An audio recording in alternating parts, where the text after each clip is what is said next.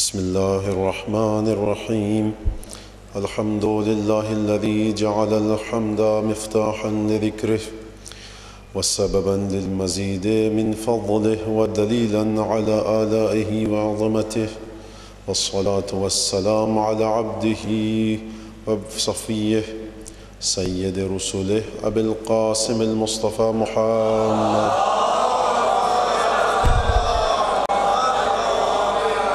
ثم الصلاة والسلام على أهل بيته الطيبين الطاهرين الأئمة الميامين الذين أذهب الله عنهم الرجس وطهرهم تطهيرا.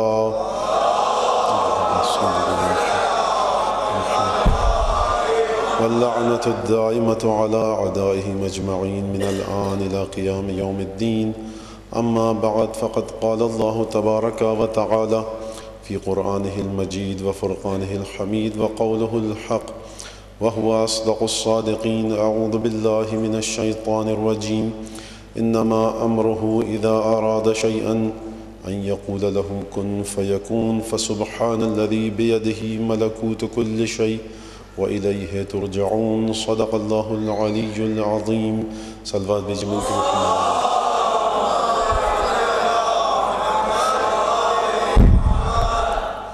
عزیزان گرامی، توحید اور ارتقاء حیات کے حوالے سے ہماری گفتگو کا یہ سلسلہ چل رہا ہے، اور آج جہاں تک مجھے یاد پڑتا ہے 5ویں میرے خیال سے مجلس ہے، 6ٹھی مجلس ہے. تو بات جہاں تک پہنچ چکی ہے وہ یقیناً آپ کے ذہنوں میں ہوگی، اور 2-3 باتیں تھیں جو مسلسل ہر شب کو جب یہاں آتا ہوں تو سوچتا ہوں کہ اسے چھیڑوں اس ذکر کو ارتقاء حیات کے حوالے سے، کہ اکثر ہمارے جو نوجوان بچے ہیں سائنس پڑھتے ہیں، انہوں نے چارلس ڈارون کی تھیوری پڑھی ہے کسی طرح سے، یا پڑھی ہے یا اڑتے اڑتے ان کے کانوں میں اس کا ذکر پہنچ گیا ہے. وہ اکثر یہ پوچھتے ہیں کہ بھائی یہ کیا سلسلہ ہے حیات کا ارتقاء، جو ایولیوشن آف لائف ہے، کیا ہم کبھی بندر تھے اب انسان بنے؟ تو یہ سلسلہ کیا ہے؟ کیا توحید سے یہ متصادم ہے یا نہیں؟ اگر ڈارون کی تھیوری کو ہم مان لیں تو کیا یہ توحید سے ٹکرائے گی یا نہیں ٹکرائے گی؟ دیکھیے، یہ زیادہ لمبی بات نہیں کرنی ہے مجھے، اس حوالے سے اشارہ کر کے گزر جاؤں گا، اور انشاءاللہ پھر جو چارلس ڈارون، اور اس سے پہلے کہ گفتگو کو آگے بتا دوں کہ چارلس ڈارون کا تعلق انگلستان سے تھا. 1808 یا 9 میں پیدا ہوئے اور 1884 میں ان کا انتقال ہو گیا. اسی طرح سے فرانسیسی سائنسدان تھے جن کا نام لامارک تھا، یہ 1744 میں پیدا ہوئے اور 1829 میں ان کا انتقال ہو گیا. ان دونوں نے مل کر سے مطلب یہ کہ ایک ساتھ نہیں، کیونکہ زماناً متقدم تھے، یہ متاخر تھے، اسی مسئلے پہ کام کیا ہے. تقریباً 20 سال ڈارون نے مختلف جزیروں کی خاک چھانی ہے بیچارے نے، جس کو آج ہمارے یہاں بڑے برے الفاظ سے یاد کیا جاتا ہے. ایک تحقیق کی ہے، ایک ریسرچ کی ہے، بہرحال، اور 20 سال کے بعد 13 تقریباً مہینوں کی زحمت، 20 سال گھومے پھرے، جو اسپیشیز ہیں جانوروں کی، حیوانات کی انواع، ان کے فوسلز کو جمع کیا، ریسرچ کی، اور اس کے بعد پھر اپنا ایک کام جو سامنے پیش کیا، وہ موجود ہے کتابوں کی صورت میں. تو اس کے بعد یہ چیز سامنے آئی کہ صاحب انسان جو ہے وہ مختلف انواع سے اس نے ارتقاء اور ترقی حاصل کی ہے، ایولیوشن آف اسپیشیز ہوا ہے، اور اس کے بعد آ کر یہاں تک انسان پہنچا ہے. تو دیکھیے، قطعاً ڈارون کا یہ کہنا نہیں ہے کہ انسان خدا نے بندر بنایا اور بندر پھر تبدیل ہوتے ہوتے انسان بن گیا. جو اس کی تھیوریز میں اس کے جو نظریات ہیں، کتابیں ہیں ان کی، اس سے یہ بات نہیں نکلتی. بات صرف اتنی سی ہے، ان کا بھی یہ کہنا ہے، وہ بھی خدا کو مانتے ہیں، اور حتیٰ جب چارلس ڈارون کو موت آئی انگلستان میں ہی، اور اس بیچارے نے اتنی زحمت کی علم اور دانش کی خاطر، علم و دانش کے لیے اتنی زحمتیں اٹھائیں کہ انہی قطب جنوب کے جزیروں میں سفر کے دوران کسی کیڑے نے کاٹا، اور اس کے بعد انگلستان میں آ کر ان کی وفات ہو گئی. تو دیکھیے، کہتے ہیں کہ جب انتقال ہوا ہے چارلس ڈارون کا تو کتاب مقدس یعنی انجیل اس کے سینے پر تھی. تو خود چارلس ڈارون بھی منکر خدا نہیں تھا، لامارک منکر خدا نہیں تھا. انہوں نے ایک نظریہ پیش کیا ہے کہ خلقت اس طرح سے ہوئی ہے، خلقت کا طریقہ یہ ہے، لیکن خالق وہی ہے. تو دیکھیے، بچے ہمارے پریشان ہو جاتے ہیں سن کے. لامارک نے بھی تقریباً اسی طرح کی بات کی ہے، لیکن جو میں 2 یا 3 نقطے ان کے کام سے جو ان کی ریسرچ ہے، تحقیق نکال کے آپ کے سامنے پیش کرنا چاہتا ہوں۔ لامارک نے ایک عجیب بات کی ہے، اس نے کہا ہے کہ انسان میں صرف انسان کی بات نہیں کی ہے، کہا یہ جو جانور ہیں، حیوانات ہیں، جو سنگل سیل سے ایک خلیے سے نکل کے بنتے ہیں ایمیبا جیسے، یہ جانور بھی ایک ارتقاء کا سفر جاری رکھتے ہیں اور اس کے بعد ایک ضرورت کا احساس کرتے ہیں۔ یہ خود ان کی فطرت میں، ان کی جبلت میں، ان کی ذات کی گہرائیوں میں ایک ضرورت کا احساس ہوتا ہے، اور وہ ضرورت کا احساس ان میں وہ جسمانی تبدیلیاں لاتا ہے۔ اور اس کے بعد چارلس ڈارون نے یہ لکھا کہ انسان جس انداز سے اس وقت ہے، مستقبل میں، اب وہ مستقبل 100 سال، 200 سال، 1000 سال، 2000 سال، لیکن مستقبل میں وہ انسان، جس انسان کی ہم بات کر رہے ہیں، جس انسان میں جو صلاحیتیں ہیں، جس انسان نے اس زمانے میں بھاپ کا انجن دریافت کر لیا تھا، ایجاد کر لیا تھا، پہیہ ایجاد ہو چکا تھا، مختلف مشینیں بن چکی تھی، وہ انسان جو چارلس ڈارون کے زمانے کا انسان تھا، ڈارون نے کہا کہ میں یہ سمجھتا ہوں کہ انسان کی جو ذہنی سطح اس وقت ہے، مستقبل میں جا کر اس سے کہیں اور زیادہ انسان کی ذہنی سطح مترقی ہو جائے گی، ارتقاء پالے گی۔ اور اسی طرح سے لامارک نے بھی یہی کہا۔ اس کا جملہ کچھ عجیب ہے، اس نے کہا کہ دیکھیے، میں نہیں سمجھتا کہ وہ انسان جو ایک سلو پروسیس، ایک آہستہ آہستہ دھیرے دھیرے تاریخ کے دھارے پر بہتے ہوئے انسان جس مقام پر یہاں تک آیا ہے اور یہ انسان اس انداز سے بنا ہے، وہ انسان یک لخت فنا ہو جائے گا۔ اور پھر کہتا ہے لامارک کہ میرے خیال سے، اور مجھے یقین ہے کہ وہ لوگ کہ جو انسانی روح کو امر مانتے ہیں، جو انسانی روح کو مردہ نہیں مانتے، جو یہ کہتے ہیں کہ انسان مر جاتا ہے، روح اس کی ہمیشہ باقی رہتی ہے، جو لوگ یہ کہتے ہیں، تو لامارک کہتا ہے میرے خیال سے ان لوگوں کے لیے یہ تصور کہ دنیا ایک دفعہ تباہ ہو جائے گی، دنیا ختم ہو جائے گی، یہ تصور ان لوگوں کے لیے جو روح کی بقا کا عقیدہ رکھتے ہیں اتنا خوفناک نہیں ہو سکتا جتنا ان لوگوں کے لیے جو روح کے باقی رہنے پر اعتقاد نہیں رکھتے۔ یہ آپ نے سنا، اور اس کے بعد ہمیں پھر انشاءاللہ کل یا پرسوں یا آخری جو مجلس ہوگی اس میں پھر ہم اس کو مرتبط کریں گے امام زمانہ علیہ الصلوۃ والسلام کے ظہور سے،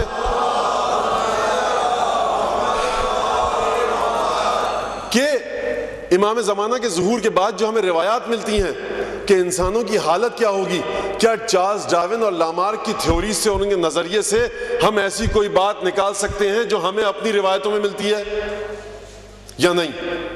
ہے توجہ آپ کی؟ تو دیکھیے پھر ہم اس سے مرتبط کریں گے بات کو اور دیکھیں گے، یقیناً کوئی جبر نہیں ہے، زبردستی نہیں ہے کہ آپ میری بات کو مان لیجئے، بس سمجھ لیجئے کہ ایک آدمی داستان سنا رہا ہے۔ یہاں تو رسول خدا مسجد میں نماز پڑھا رہے ہوتے تھے، لوگ چھوڑ کے چلے جاتے تھے، آپ تو بہرحال پھر میری بات توجہ سے سن رہے ہیں۔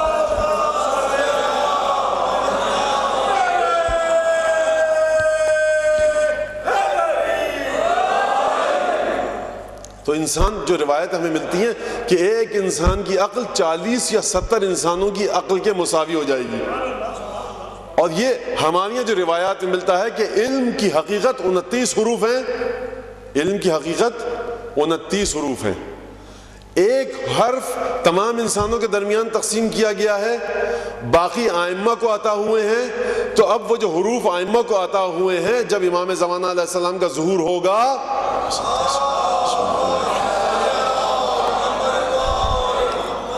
تو امام اپنی مرضی اور مشیت سے اپنے چاہنے والوں کو، اپنے ان 313 اصحاب کو اس علم میں سے کتنا علم دیں گے، اور جب سرکار حضرت اپنا وہ علم عطا کریں گے تو ہر انسان کی عقل کس مرحلے پر پہنچ جائے گی؟ کیا چارلس ڈارون وہی بات تو نہیں کہنا چاہتا جو ہماری روایات میں ہے، یا یہ کوئی اور بات کہنا چاہتا ہے انسان کے ارتقاء کے حوالے سے؟ کیونکہ دیکھیے جس کے پاس یہ روایات نہیں ہے شاید اس کی سمجھ میں نہ آئے کہ چارلس ڈارون کیا کہنا چاہتا ہے اور یہ ہوگا کیسے۔ شاید وہ ایجادات تک منحصر ہو کے رہ جائے کہ صاحب کمپیوٹر ایجاد ہو گیا، فیکس ایجاد ہو گیا، موبائل فون ایجاد ہو گیا، انٹرنیٹ کے ذریعے لوگ اپنے کام انجام دے رہے ہیں، یہ سب چیزیں آ گئی ہیں، شاید یہ اشارہ ہو اس کی طرف، لیکن نہیں، ہماری یہاں جو روایات ہیں وہ کچھ اور کہتی ہیں۔ اور دیکھیے جو مسلمان بھی رسول کا کلمہ پڑھتا ہے، جو مسلمان بھی رسول کا کلمہ پڑھتا ہے، چاہے وہ شیعہ ہو چاہے سنی، رسول تو سب کے ہیں نا، قرآن سب کا ہے، خانہ کعبہ سب کا ہے، قبلہ سب کا ہے، خدا سب کا ہے۔ جو مسلمان بھی رسول کا کلمہ پڑھتا ہے، اکثر اب یہاں تھوڑی سی تمیدی گفتگو ہے، اجازت دیجیے کرنے کی۔ اکثر لوگ پوچھتے ہیں بھائی مولانا آپ نے سنا 1999 میں، یہ 97 کی بات ہے، 1999 میں قیامت آنے والی ہے، پریشانی۔ کسی اور نے کہا ہے یورپ میں پیشن گوئی کی ہے کہ صاحب 2002 میں قیامت آ جائے گی، 2012 میں قیامت آ جائے گی، 2010 میں قیامت آ جائے گی۔ لوگوں میں ایک بے چینی کی لہر دوڑ جاتی ہے۔ تو میرے عرض کرنے کا مقصد یہ ہے کہ دیکھیے، بے چین وہ ہوگا قیامت سے کہ جو قیامت سے ڈرے گا۔ آپ حضرات کو تو قیامت کی دعا مانگنی چاہیے کہ جلد سے جلد قیامت آئے اور آپ اپنے آخری امام کی زیارت کر سکیں۔ بھائی قیامت سے اگر دنیا ڈرتی ہے تو ڈرے، کیونکہ دنیا کے پاس جب قیامت آئے گی کوئی جائے پناہ نہیں ہو جائے۔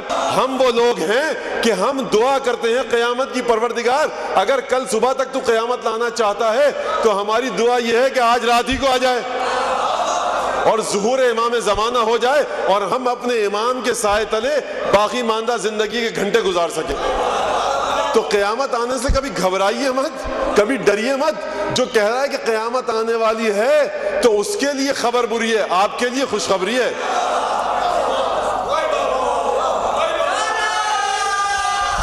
قیامت سے مسئلہ سارا یہ ہے، ڈر اس بات کا ہے، خوف اس بات کا ہے۔ اب یہاں پر یہ بات آ گئی ہے تو کہنے دیجئے ذرا، بچوں کے چہروں میں مجھے تھکن کے آثار لگ رہے ہیں۔ کسی نے پوچھا کسی سے کہ بھائی بات کر رہے تھے، انہوں نے کہا کہ اگر امام کا ظہور ہو جائے گا تو آپ امام کے سامنے جائیں گے تو سب سے پہلے کیا دعا مانگیں گے؟ آپ امام سے حاجت کیا مانگیں گے؟ کہنے لگے میں امام سے کہوں گا کہ مولا اپنی تلوار مجھے دے دیجئے۔ کہا کہ کیوں بھائی تلوار کیوں مانگیں گے آپ؟ کہیں گے بھائی ہمارے اعمال ایسے ہیں کہ سب سے پہلے یہ تلوار ہماری گردن پہ پڑے گی۔ تو بھائی اگر عمل ایسا ہوگا تو ڈر بھی لگے گا امام سے، لیکن جب امام کی اطاعت کے دائرے میں اگر ہم آ گئے تو پھر ڈرنے کی کیا بات ہے؟ اور دیکھیے لوگ کہتے ہیں کہ جو فلاں کام کرے گا امام آ کے قتل کریں گے، یہ کرے گا امام قتل کریں گے۔ اب میں ان چیزوں کو ذکر نہیں کرنا چاہتا یہاں سے، سب میرے ذہن میں ہے۔ دیکھیے چھٹے امام نے فرمایا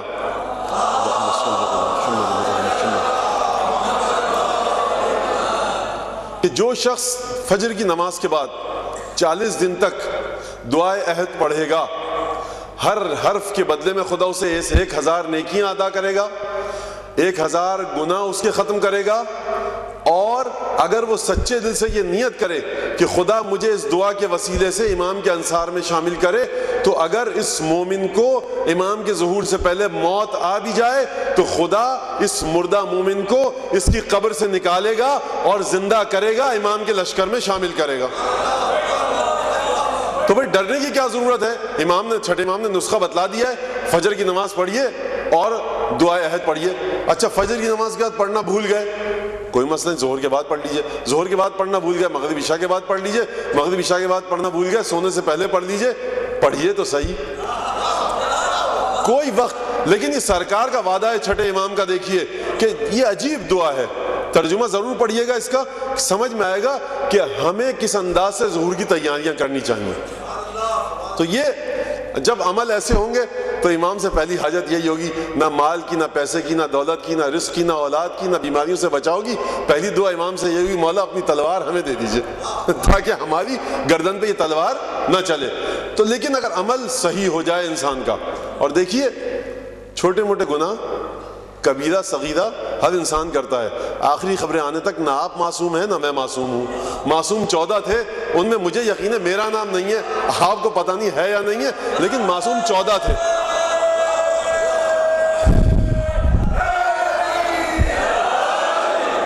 تو یہ سلسلے سارے گناہوں کے بخشوانے کے ہیں۔ 23 ماہ مبارک کے رمضان کی 23ویں رات شب قدر، 19، 21، 23 شب عاشورہ، عاشور کا دن، گریہ سید الشہداء پر، 21 رمضان کی مجالس، عید کی دعائیں، عید اضحیٰ کی دعائیں، 15 شعبان کی دعائیں، یہ اعمال، یہ دعائیں، یہ زیارتیں، یہ صدقہ خیرات نیکی، یہ اسی وجہ سے ہے کہ جو ہم گناہ کر لیتے ہیں وہ صاف ہوتے رہیں۔ اب جب گناہ کی بخشش کی بات آ گئی تو سنتے جائیے امیر المومنین نے کیا فرمایا۔ فرمایا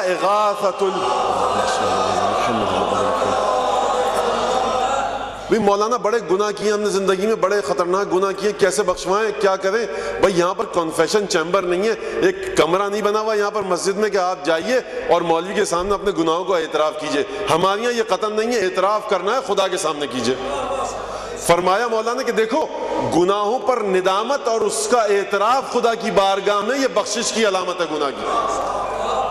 تو یہ دیکھیے اسلام نے کس انداز سے انسان کو عزت دی ہے کہ حتیٰ تم اپنے مذہب کے، اپنے مکتب کے مولوی کے پاس جا کر بھی اپنے گناہوں کا اقرار مت کرو۔ اس حد تک اسلام تمہیں عزت دیتا ہے کہ خبردار اپنی زندگی کے تاریک گوشے کو کسی کے سامنے نہ کھولنا، اگر کھولو تو خدا کے سامنے کھولو، اگر کھولو تو جا کر امام رضا علیہ السلام کی زری کے سامنے کھولو، وہ بخشوائیں گے تمہارے گناہ۔ تو دیکھیے عزیزان گرامی، فرمایا امیر المومنین نے اغاثۃ الملہوف کفارۃ للذنوب العظائم، اگر کوئی کسی مجبور اور بے کس کی مدد کرے، اگر تم میں سے کوئی کسی بے کس اور مجبور کی مدد کرے تو یہ بڑے بڑے گناہوں کا کفارہ ہے۔ اور عجیب مکتب فکر ہے، مکتب تشیع، فرمایا چھٹے امام نے دیکھو لکل کبد حرائے اجر، ہر جگر سوختہ کے جگر کو ٹھنڈک پہنچانے کا ایک اجر ہے۔ جس کا جگر جل رہا ہے، کوئی کسی غم میں ہے، کسی تکلیف میں ہے، کسی نے کوئی غم دیکھا ہے، حتیٰ کوئی جانور پیاس سے مر رہا ہے، اگر اس کو پانی پلا دو، اس کے جگر کو ٹھنڈا کر دو، چھٹے امام نے فرمایا اس کا بھی اجر ہے۔ اور دیکھیے آپ کے یہ آنسو، آپ کی یہ عزاداری، اگر حیوان کو پانی پلانے کا اتنا ثواب ہے تو یہ آپ کے آنسو اگر قبول ہو جائیں، سیدہ کے دل کو تسکین پہنچا دیں تو کیا ہوگی؟ تو ان کی حقیقت کیا ہوگی؟ دیکھیے اس بارگاہ میں کوئی بخل نہیں ہے، خامی اگر ہے تو ہمارے دلوں میں ہے، ہمارے آنسوؤں میں ہے۔ اگر ہمارے آنسو ایک طیب و طاہر، پاک و صاف قلب سے نکلیں تو پھر کوئی انتظار کی حالت نہیں ہے کہ ان کا مقام رومال سیدہ ہے۔ اپنے کو صحیح کرے انسان، نیت پاک کرے، نیت صاف کرے۔ میں نے پہلے بھی یہ حدیث پڑھی تھی آپ کے سامنے، من حسنت نیتو وسع رزقو، جس کی نیت پاک اس کے رزق میں وسعت۔ اور کیونکہ اب نجف سے زائرین یہاں آئے ہوئے بیٹھے ہیں تو دیکھیے مجھے اجازت دیجئے، امیر المومنین کا ایک بڑا نزدیک کا صحابی تھا صعصعۃ ابن سوحان، بڑا مشہور صحابی، بڑا مقرب صحابی۔ اور اس صحابی کی منزلت یہ ہے کہ جب امیر المومنین کو تدفین کے لیے لے جایا گیا تو نہایت خاص افراد کو لے کے جایا گیا تھا۔ امام حسن، امام حسین تھے، محمد حنفیہ تھے، مجھے نہیں معلوم، تاریخ میں نے نہیں دیکھا کہ ابو الفضل عباس تھے یا نہیں تھے، شاید کم سنی کی وجہ سے نہ جا سکے ہوں، لیکن صعصعۃ ابن سوحان عبدی بھی تھے۔ اور اگر نجف کی زیارت آپ کو خدا نصیب کرے تو نجف سے باہر نکلے کوفے کی طرف تو دو مسجدیں ہیں، ایک صعصعۃ ابن سوحان عبدی کی مسجد ہے اور ایک ان کے بھائی زید ابن سوحان عبدی کی مسجد ہے۔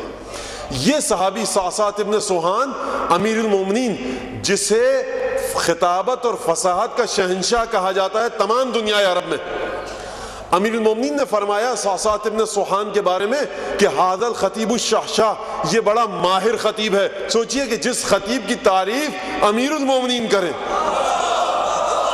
اس کی کیا حیثیت ہوگی۔ یہ گیا امیر المومنین کی تدفین میں، تدفین کا واقعہ آپ کو پتہ ہے، دفن کیا گیا۔ یہ وہ پہلے مصائب ہیں جو اس زمین پر امیر المومنین کے پڑھے گئے، پہلے مصائب ہیں۔ صعصعۃ ابن سوحان پہلے مصائب ہیں، عجیب مصائب پڑھے اس نے۔ ذرا ایک صلوات پڑھی محمد آل محمد پر۔ قبر السائلی ہے ام قر عینا بزائری ہے ام هل تراہ احاط علما بالجسد المستکن فیہ۔ یہ پہلے مصائب ہیں جو مولا کائنات کے پڑھے گئے۔ اور اس نے عجیب کام کیا، جب تدفین ہو چکی تو قبر کی مٹھی اٹھائی سرکار امیر المومنین کی، اپنے سر پر ڈالی اور یہ اشعار پڑھے ہیں، هل خبر القبر سائلی ہے ام قر عینا بزائری ہے۔ کیا یہ قبر بتائے گی سوال کرنے والے کو؟ ایک سوال کرنے والا یہاں آیا ہے، کھڑا ہوا ہے اور اس قبر سے پوچھ رہا ہے مولا کی، کیا یہ قبر پوچھنے والے کو جواب دے گی اس سوال کا؟ ام قر عینا بزائری ہے، کیا یہ قبر جو اس قبر کی زیارت کرے گا، یہ قبر اس کی آنکھوں کو ٹھنڈک بھی پہنچائے گی؟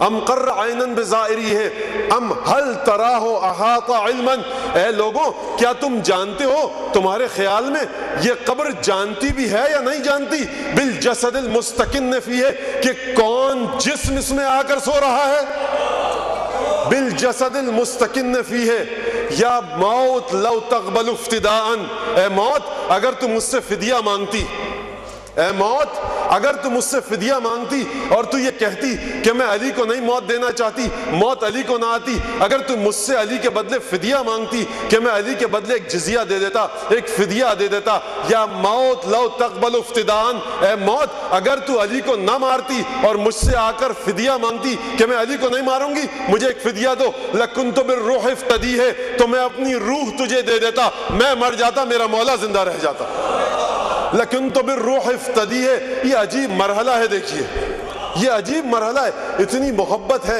اتنے نزدیک ہیں، اتنا قرب ہے امیر المومنین کے ساتھ اس صحابی کو، صعصعہ ابن سوحان عبدی، یہ عجیب مرحلہ ہے۔ لیکن تو بالروح افتدی ہے، یا موت ماذا اردت منی، سوال کر رہا ہے موت سے، اے موت تم مجھ سے کیا چاہتی ہے، یا موت ماذا اردت منی حققت کل ما تقی ہے، اے موت تم مجھ سے اب کیا چاہتی ہے، تو نے وہ تمام کام تو کر دیے کہ جس سے میں ڈرتا تھا، میرے مولا کو مجھ سے چھین لیا۔ قد رمانی الدہر بفقد الفی، زمانے نے مجھے میرے محبوب سے، میرے معشوق سے محروم کر دیا، امیر المومنین سے مجھے محروم کر دیا۔ ازم الدہر واشتکی ہے، میں زمانے کی مذمت کرتا ہوں اور شکوہ کرتا ہوں کہ اس نے میرے محبوب کو مجھ سے چھین لیا۔ یہ صعصعہ ابن سوحان عبدی، ایک صلوات بھیجی محمد آل محمد۔ ہماری گفتگو چل رہی تھی توحید اور ارتقاء حیات انسانی کے حوالے سے۔ موضوع جہاں تک جو ابھی گفتگو یہاں پر ہوئی وہ یقیناً آپ کے ذہنوں میں ہوگی۔ آج یہ سوچا ہے کہ حضرت عیسیٰ علیہ السلام اور حضرت یحییٰ اور حضرت مریم کے حوالے سے کچھ گفتگو کی جائے، بقول ایک دوست کے کہ آج کرسمس سے بھی مناسبت رکھتی ہے گفتگو، تو یقیناً اگر یہاں پر جیسا کہ مجھے اطلاع دی گئی ہے کہ عیسائی حضرات بھی رہتے ہیں، تو یہ دیکھنا چاہیے، سوچنا چاہیے کہ قرآن نے کس انداز سے حضرت عیسیٰ کی توصیف و تعریف کی ہے۔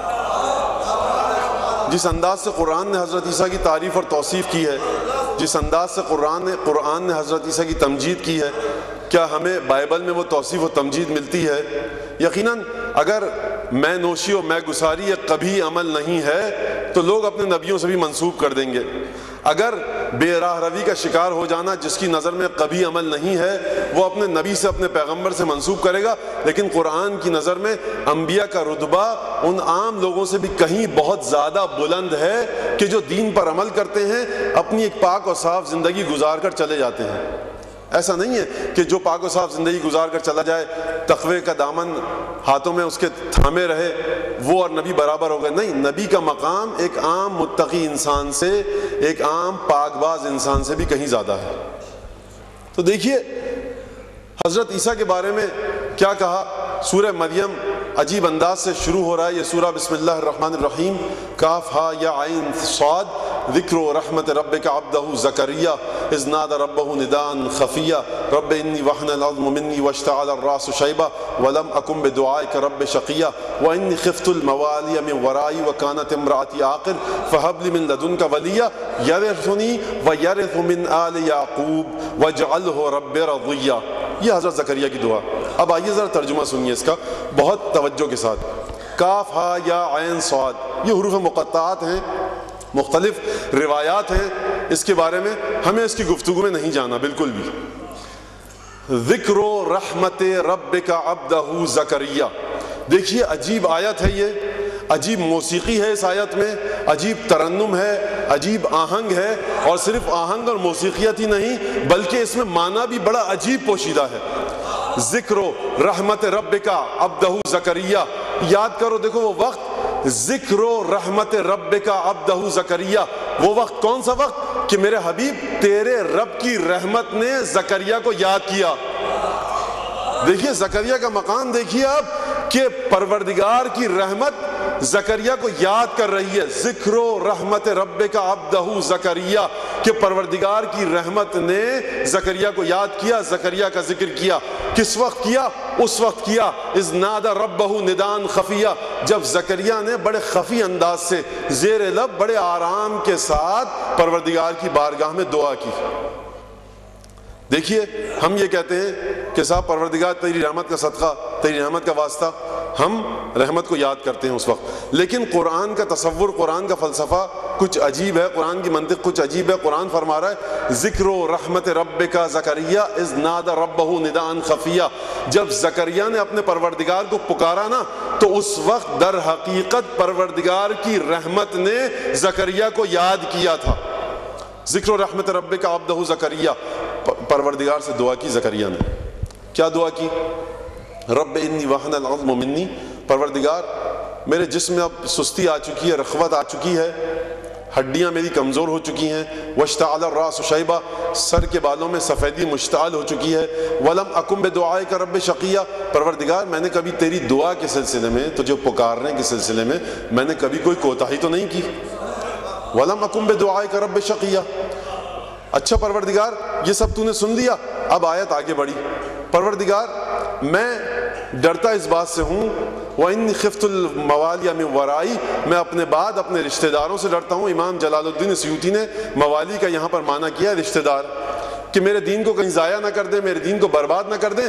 تو پروردگار اس وجہ سے کہ میرے دین کو برباد نہ کر دیں، میرے دین کو تباہ نہ کر دیں، جو میرے بعض رشتہ دار ہیں، میرے قرابت دار ہیں، میرے عزیز ہیں، دوست ہیں، تو مجھے ایک ایسا ولی عطا کر میرے بعد کہ یرثنی ویرث من آل یعقوب واجعلہ رب رضیہ، پروردگار ایسا ولی دے کہ جو میری بھی میراث جس کو مل سکے اور آل یعقوب کی میراث بھی مل سکے، اور پروردگار اس سے رضی قرار دے، اپنی بارگاہ میں مرضی قرار دے، اس سے خوشحال ہو جا اور اس سے رضامند اور راضی ہو جا۔ اور میری بیوی بھی عمر کے اس مرحلے میں ہے کہ جہاں پر وہ نسل انسانی کے استمرار اور نسل انسانی کے بقا میں ایک خاتون اور عورت ہونے کے ناطے اپنا کوئی کردار ادا نہیں کر سکتی، سفیدی میرے بالوں کی مشتعل ہو چکی ہے۔ اب پروردگار کچھ کام کر، مجھے ایک ایسی اولاد دے کہ جو ورثہ پا سکے میرا اور آل یعقوب کا۔ یہاں تک آپ کی بات سمجھ میں آ گئی؟ وَجْعَلْهُ رَبِّ رَضِيًّا، اور پروردگار اسے رضی قرار دے۔ یا زکریا، جواب آیا، یا زکریا، یہ سورہ مریم کی بات کر رہا ہوں میں، یا زکریا اِنَّا نُبَشِّرُكَ بِغُلَامٍ اسْمُهُ یحییٰ لَمْ نَجْعَلْ مِن قَبْلُ لَهُ سَمِیًّا۔ دیکھو پروردگار نے جواب دیا کہ پروردگار کی جانب سے جواب آیا کہ یحییٰ، زکریا ہم نے تجھے ایک بچے کی بشارت دی، اِنَّا نُبَشِّرُكَ بِغُلَامٍ اسْمُهُ یحییٰ، کہ جس کا نام یحییٰ ہے، ایک لڑکے کی بشارت دی۔ یعنی پروردگار نے یہ بھی بتا دیا کہ تم جو مایوس ہو چکے ہو، تم جو ہماری بارگاہ میں آ رہے ہو ذکر کر کے وَاشْتَعَلَ الرَّاسُ شَيْبًا وَحَنَ الْعَظْمُ مِنِّي، ہڈیاں کمزور ہو چکی ہیں، سر پر سفیدی نمودار ہو چکی ہے، تو دیکھو ہم تمہیں اولاد دیں گے، اور یہ بھی بتا دیا کہ لڑکا دیں گے۔ توجہ کیجئے گا، خود دعا کی زکریا نے، پروردگار نے مثبت جواب دیا ہے۔ توجہ آپ کی، پروردگار نے مثبت جواب دے دیا کہ ہم تمہیں اولاد دیں گے۔ اور اس خصوصیت یہ ہے کہ لم نجعل له من قبل سمیہ، ہم نے اس کا ہم نام اس سے پہلے کسی کو نہیں قرار دیا، ہم نے ہم نام اس سے پہلے اس کا کسی کو نہیں قرار دیا۔ رب انا یکون لی غلام، اب توجہ کیجئے گا بڑی، خود دعا کی ہے پروردگار سے، خود دعا کی ہے، نبوت پر فائز ہیں، وحی کی خلعت سے سرفراز کیے جا چکے ہیں جناب زکریا، لیکن اس کے باوجود جب خدا کا وعدہ آیا تو عجیب انداز سے پریشان ہوئے ایک دفعہ، اور یہ کہا کہ پروردگار انا یکون لی غلام، میرے یہاں اولاد کیسے ہوگی، کیونکہ میں تو جانتا ہے لقد بلغت من الکبر عتیہ، میں نہایت بوڑھا ہو چکا ہوں، اور میں تجھے بتا چکا ہوں پروردگار کہ میری بیوی اس حالت میں ہے کہ اب نسل انسانی کی بقا کا، استمرار کا، آگے بڑھانے کے سلسلے میں وہ کسی قسم کا کردار ادا نہیں کر سکتی۔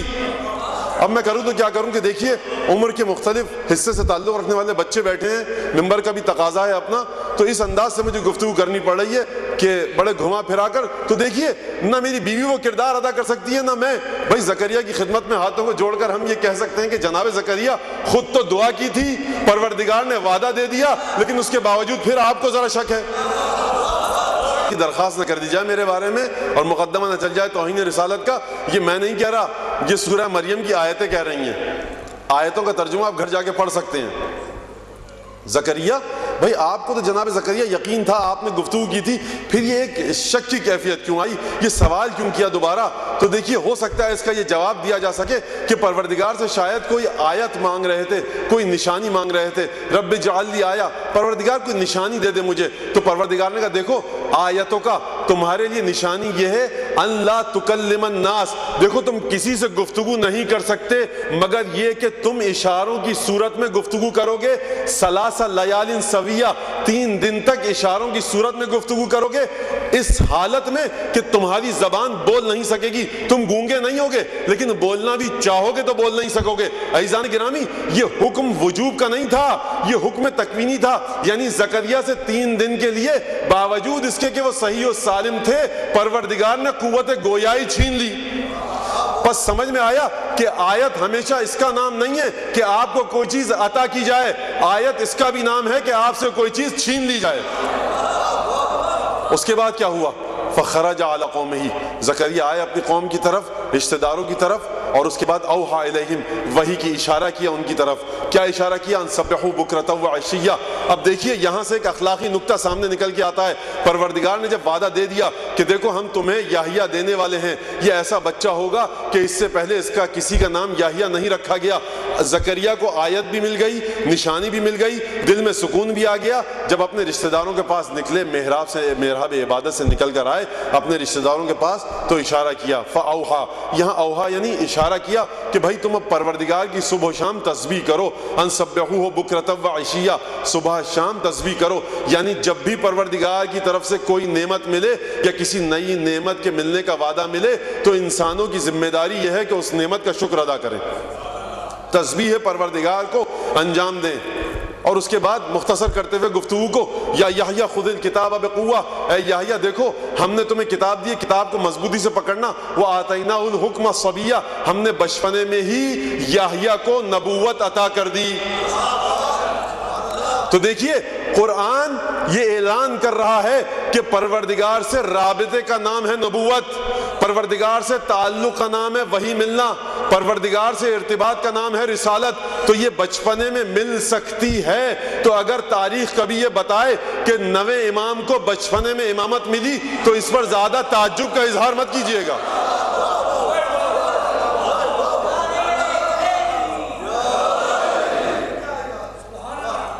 تو دیکھیے وآتیناہ الحکم صبیہ، ہم نے بچپنے میں یحییٰ کو کیا دیا؟ نبوت عطا کی. اور اس کے بعد یحییٰ کے بارے میں عجیب بات کی، والسلام علیہ، اور سلام ہو یحییٰ پر. یوم ولد، جس دن یحییٰ پیدا ہوئے، وہ یوم یموت، جس دن یحییٰ کو موت آئی، وہ یوم یبعث حیا، اور جس دن یحییٰ دوبارہ قیامت میں انہیں اٹھایا جائے گا. ان تینوں مرحلوں پر حیات کے سلام. یعنی حیات یحییٰ کو توجہ کیجئے گا ذرا، حیات یحییٰ کو دیکھیے آپ کہ جب پیدا ہوئے تو سلامتی، جب موت آئی تو سلامتی، اور جب قیامت میں اٹھیں گے تو سلامتی. یعنی پروردگار گویا انبیاء کی حیات کے ارتقاء کو اس آیت میں بتا کے چلا گیا کہ دیکھو توجہ کے ساتھ کہ انبیاء ہمارے ایسے ہوتے ہیں کہ جب پیدا ہوتے ہیں تو سلام ہوتا ہے، جب موت آتی ہے تو سلام ہوتا ہے، اور جب قیامت میں اٹھایا جائے گا تو سلام کے ساتھ اٹھیں گے.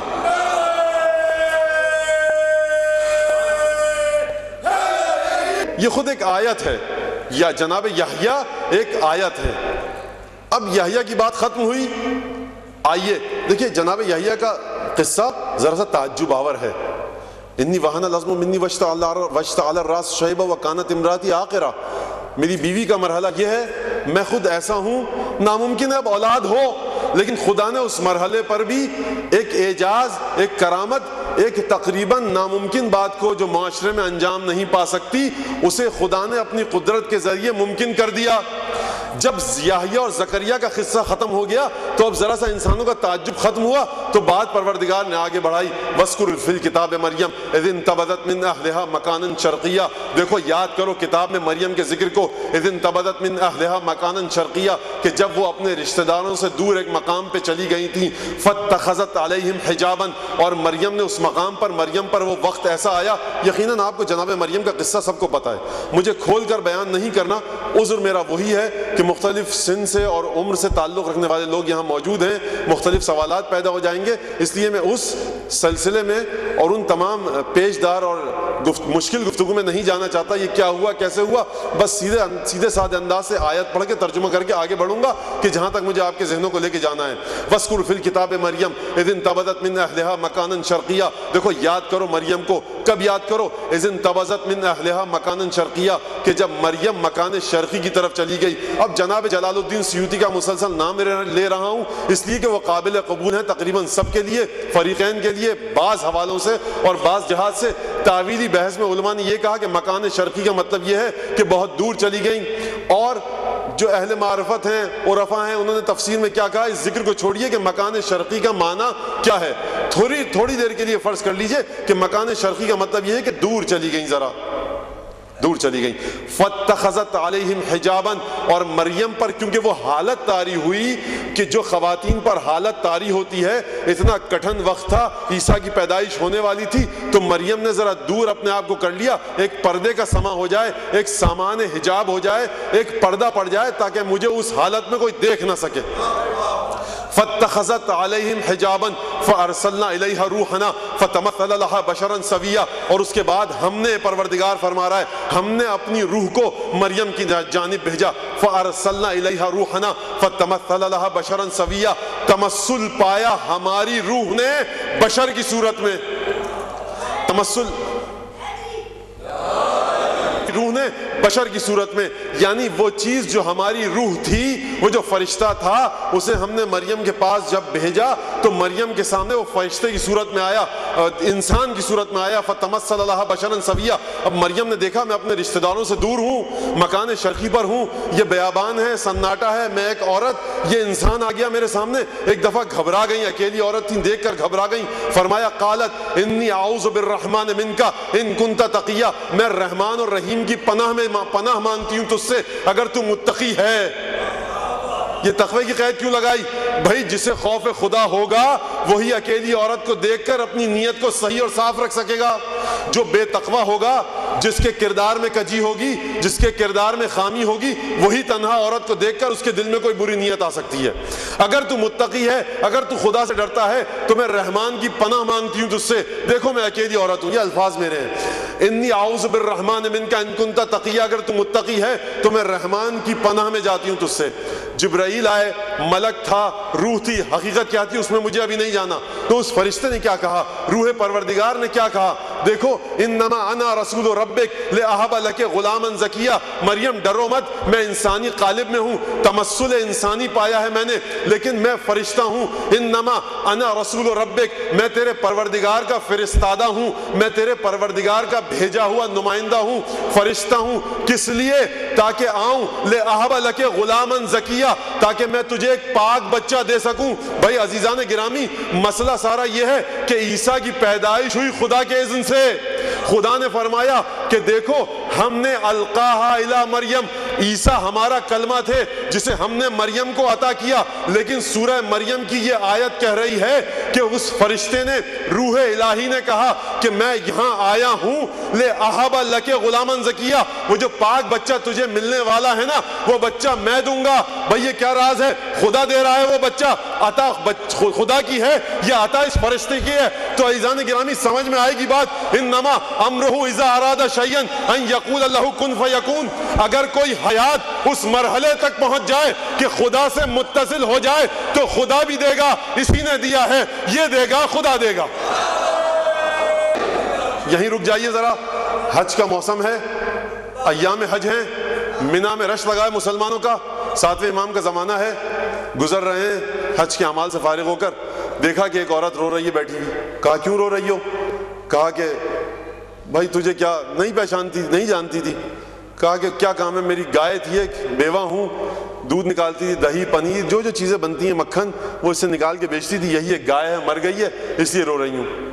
تو 7ویں امام نے فرمایا کیا تو چاہتی ہے کہ میں اسے زندہ کر دوں؟ کہا کہ کیا ممکن ہے؟ کہا کہ اگر ہو سکتا ہے تو بھائی کر دے، اللہ کے نیک بندے تو میرے لیے سے زندہ۔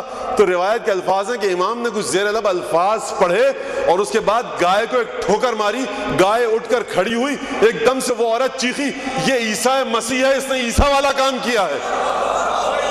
تو دیکھیے پریشانی کی بات نہیں ہے اس میں، اگر حیات ارتقا پاتے پاتے وہاں تک پہنچ جائے کہ حیات الوہی سے متصل ہو جائے، توحید کے اس مرحلے پر پہنچ جائے کہ خدا اپنے اسماء و صفات جلال و جمال اپنے اس بندے سے آشکار کرے، اپنے اس بندے کو اپنا کلمہ بنا دے، تو اگرچہ یہ بندہ آ کر کہے گا کہ میں تجھے وہ بچہ عطا کروں گا، لیکن در حقیقت یہ خدا دے رہا ہے۔ یعنی سمجھ میں یہ آیا کہ خدا اس روئے زمین پر اپنے کچھ مخصوص بندوں سے اپنے جیسے کام لیتا ہے۔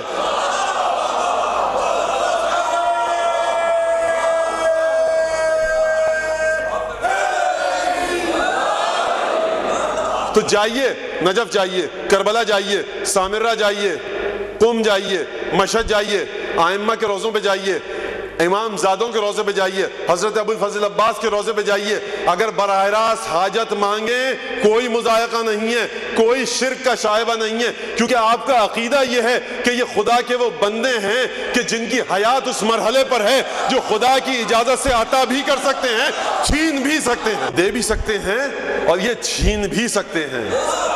یہ صرف دیتے نہیں ہیں، یہ چھین بھی لیتے ہیں اگر ان کی مرضی کے خلاف کام ہو۔ یعنی کیا مطلب؟ تنزل الملائکۃ والروح فیہا باذن ربہم من کل امر، شب قدر میں ملائکہ نازل ہوتے ہیں ہر امر کو لے کر۔ بھائی سوال یہ ہے میرا کہ سورہ قدر میں تو یہ ذکر آ گیا کہ ملائکہ نازل ہوتے ہیں، اور پانچویں امام نے فرمایا یا معاشر الشیعہ خاصموا بولایتنا بسورۃ انا انزلنا، اے ہمارے ماننے والوں ہماری امامت پر دلیل لاؤ انا انزلنا کے ذریعے۔ یعنی دیکھو، پوچھو جا کر لوگوں سے، سوال کرو لوگوں سے، اگر انسانی ذہن میں شعور ہے، اگر کوئی قرآن پڑھتا ہے، رسول کا کلمہ پڑھتا ہے، آیت پر اعتقاد ہے، پانچویں امام فرماتے ہیں کہ جا کر پوچھو یہ ملائکہ جو ہر امر کے ساتھ نازل ہوتے ہیں تو کس کے پاس نازل ہوتے ہیں، کس پر نازل ہوتے ہیں؟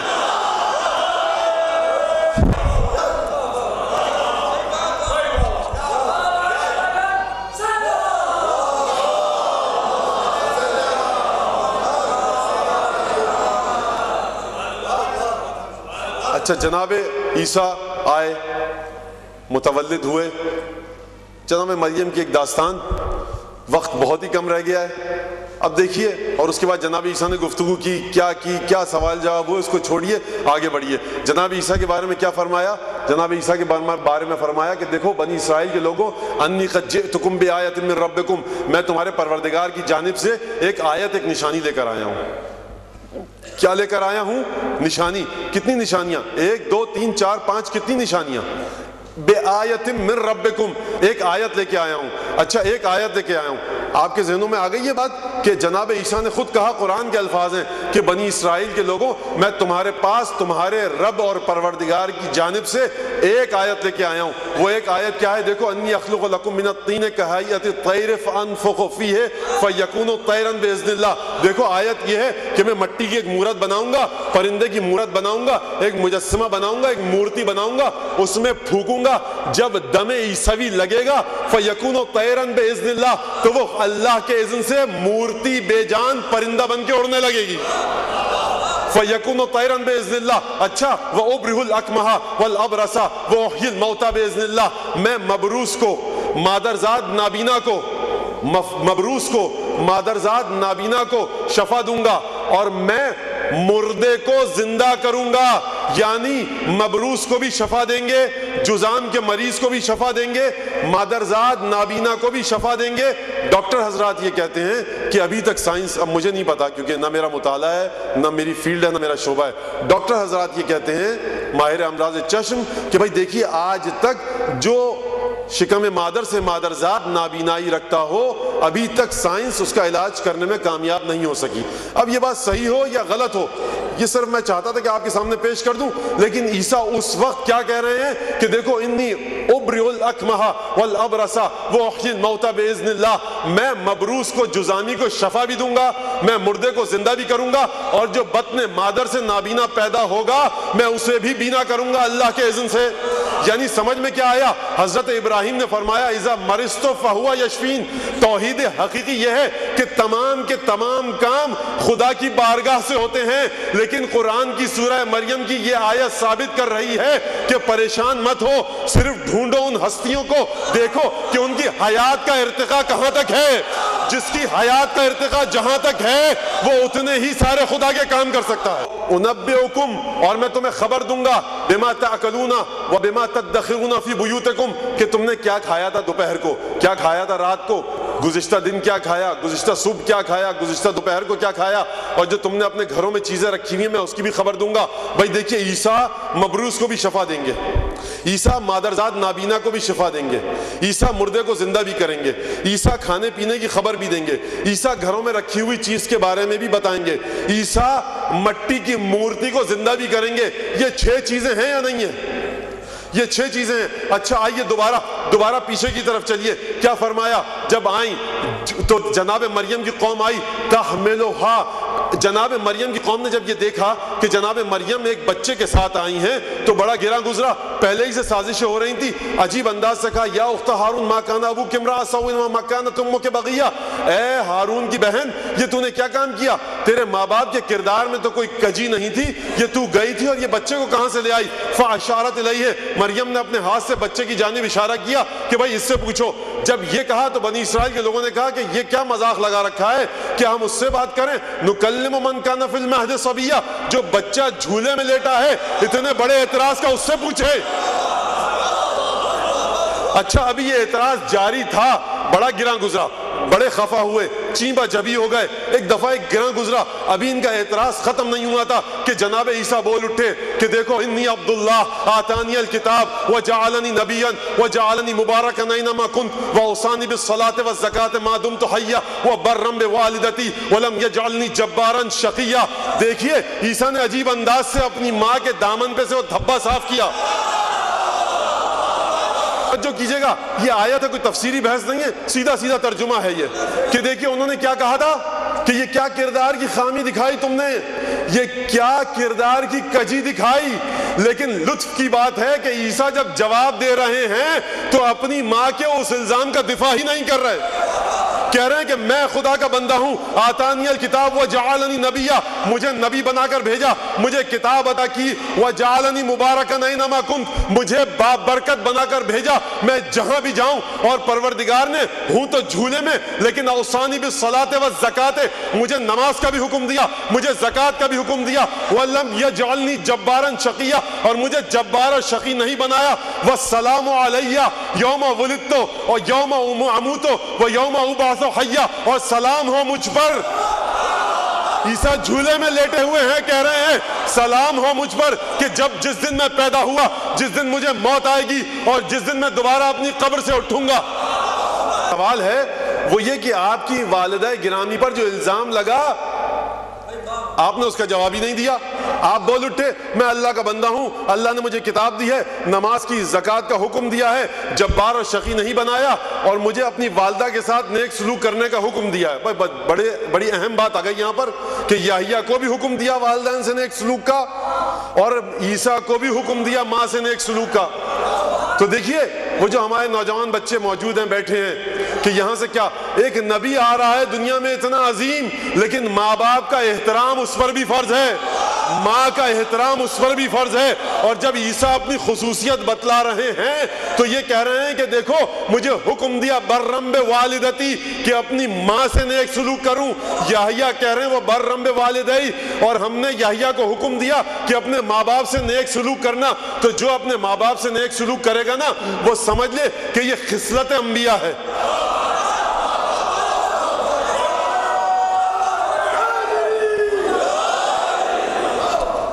یہ خصلت انبیاء۔ اچھا اب آپ کے سامنے میں نے کیا کہا تھا، یا بنی اسرائیل انی قد جئتکم بآیۃ من ربکم، میں ایک آیت لے کر آیا ہوں، لیکن عیسیٰ کے پاس 6 آیتیں تو بعد میں آئیں، اور خود یہ کم آیت ہے کہ کہہ دیا انی عبداللہ، میں اللہ کا بندہ ہوں، آتانی الکتاب وجعلنی نبیہ، مجھے کتاب دی، مجھے نبی بنایا، مجھے نماز کا حکم دیا، مجھے زکوٰۃ کا حکم دیا، مجھے جبار اور شقی نہیں بنایا، سلام ہو مجھ پر کہ جب میں پیدا ہوا، سلام ہو مجھ پر کہ جب میں مروں گا، سلام ہو مجھ پر کہ جب میں قیامت میں دوبارہ اٹھایا جاؤں گا۔ تو بھئی یہ 10-15 آیتیں تو یہی ہو گئیں، اور عیسیٰ کہہ رہے ہیں کہ انی قد جئتکم بآیۃ من ربکم، میں تمہارے پروردگار کے پاس سے ایک آیت لے کر آیا ہوں۔ یہ کیا سلسلہ ہے بھائی؟ نعوذ باللہ، عیسیٰ جھوٹ نہیں بول سکتے، قرآن جھوٹ نہیں بول سکتا۔ تو یہ 10 12 15 کتنی آیتیں ہو گئی، میں تو گن بھی نہیں پا، آپ لوگ گن رہے ہوں گے کہ دیکھیے کئی آیتیں ہو گئیں، عیسیٰ کہہ رہے ہیں ایک آیت۔ تو یہ کیا سلسلہ ہے بھائی؟ سلسلہ یہ ہے کہ آیت ایک ہے، یعنی یہ آیت اس انداز سے دی گئی ہے، یہ آیت وسعت وجودی حیات عیسوی ہے۔ یہ آیت یہ ہے کہ عیسیٰ کو ایسی زندگی دی گئی ہے، عیسیٰ کی روح کو ایسی تعالی دی گئی ہے، عیسیٰ کی روح کو ایسی ترقی دی گئی ہے کہ عیسیٰ جب چاہیں کتنی ہی آیتیں خود صادر کر دیں۔ اگر جمع ہو بصورت اجتماع آئے یا اجمال کی صورت میں آئے تو ایک آیت، لیکن جب اسی آیت کو عیسیٰ استعمال کرنا شروع کر دے تو کتنی ہی آیتیں نکل جائیں گی، کتنی ہی آیتیں نکلیں گی۔ عزیزان گرامی، آئیے دوبارہ ذرا حضرت موسیٰ کی طرف، بس وقت بالکل بہت ہی کم رہ گیا ہے، شاید 10-15 منٹ آپ کے اور اوپر لے لوں میں، کہ دیکھیے حضرت موسیٰ کا قصہ۔ بنی اسرائیل گھوم رہے ہیں، بنی اسرائیل صحرا میں بھٹک گئے۔ وَإِذِ اسْتَسْقَىٰ مُوسَىٰ وَإِذِ اسْتَسْقَىٰ مُوسَىٰ قَوْمُهُ، یاد کرو وقت حبیب کہ جب موسیٰ کی قوم نے استسقاء کیا، پانی مانگا۔ موسیٰ پیاس سے جاں بلب ہے، صحرا ہے، پانی نکالو، دو کہیں سے پانی۔ تو کیا کیا موسیٰ نے؟ اسی طرح سے جب موسیٰ جا رہے تھے، فرعون کا لشکر پیچھے تھا، موسیٰ دریائے نیل کے کنارے پہ پہنچے، تب قوم نے اعتراض کیا یا دعا کی یا تانا دیا، کیا کیا؟ قرآن کے الفاظ یہ انا لمدرکون، موسیٰ وہ آ گیا فرعون کا لشکر۔ ایک دوسری مشکل یہ ہے، تیسری مشکل موسیٰ پر کیا آئی؟ جو یہ 3 مشکلات کا میں نے انتخاب کیا ہے کہ جلدی سے گفتگو کو سمیٹ کر آگے بڑھوں، کہ جب دربار فرعون میں تھے اور اس کے بعد وہ سانپ پھینکے انہوں نے، اور پھر یہ تیسری مشکل موسیٰ پر آئی۔ یہ کب آئی مشکل؟ یہ تینوں نبوت ملنے کے بعد آئی۔ اچھا، یہ بات آپ نے سن لی، اپنے ذہنوں میں رکھیے گا۔ موسیٰ کو کیا ملا؟ موسیٰ کو عصائے موسوی ملا، ید بیضا ملا۔ موسیٰ دیکھو تمہارے ہاتھ میں کیا ہے، الق ما فی یمینک، سیدھے ہاتھ میں جو ہے تمہارے پھینکو ذرا۔ جب موسیٰ نے پھینکا فَإِذَا هِيَ ثُعْبَانٌ مُبِينٌ، تو ایک بہت ہی بھیانک ناک کھلا ہوا اژدہا بن گیا۔ یہ جب موسیٰ نے دیکھا تو موسیٰ ایک دفعہ گھبرا گئے، یعنی اژدہا اتنا خطرناک تھا کہ موسیٰ جیسا عظیم المرتبت نبی بھی گھبرا گیا۔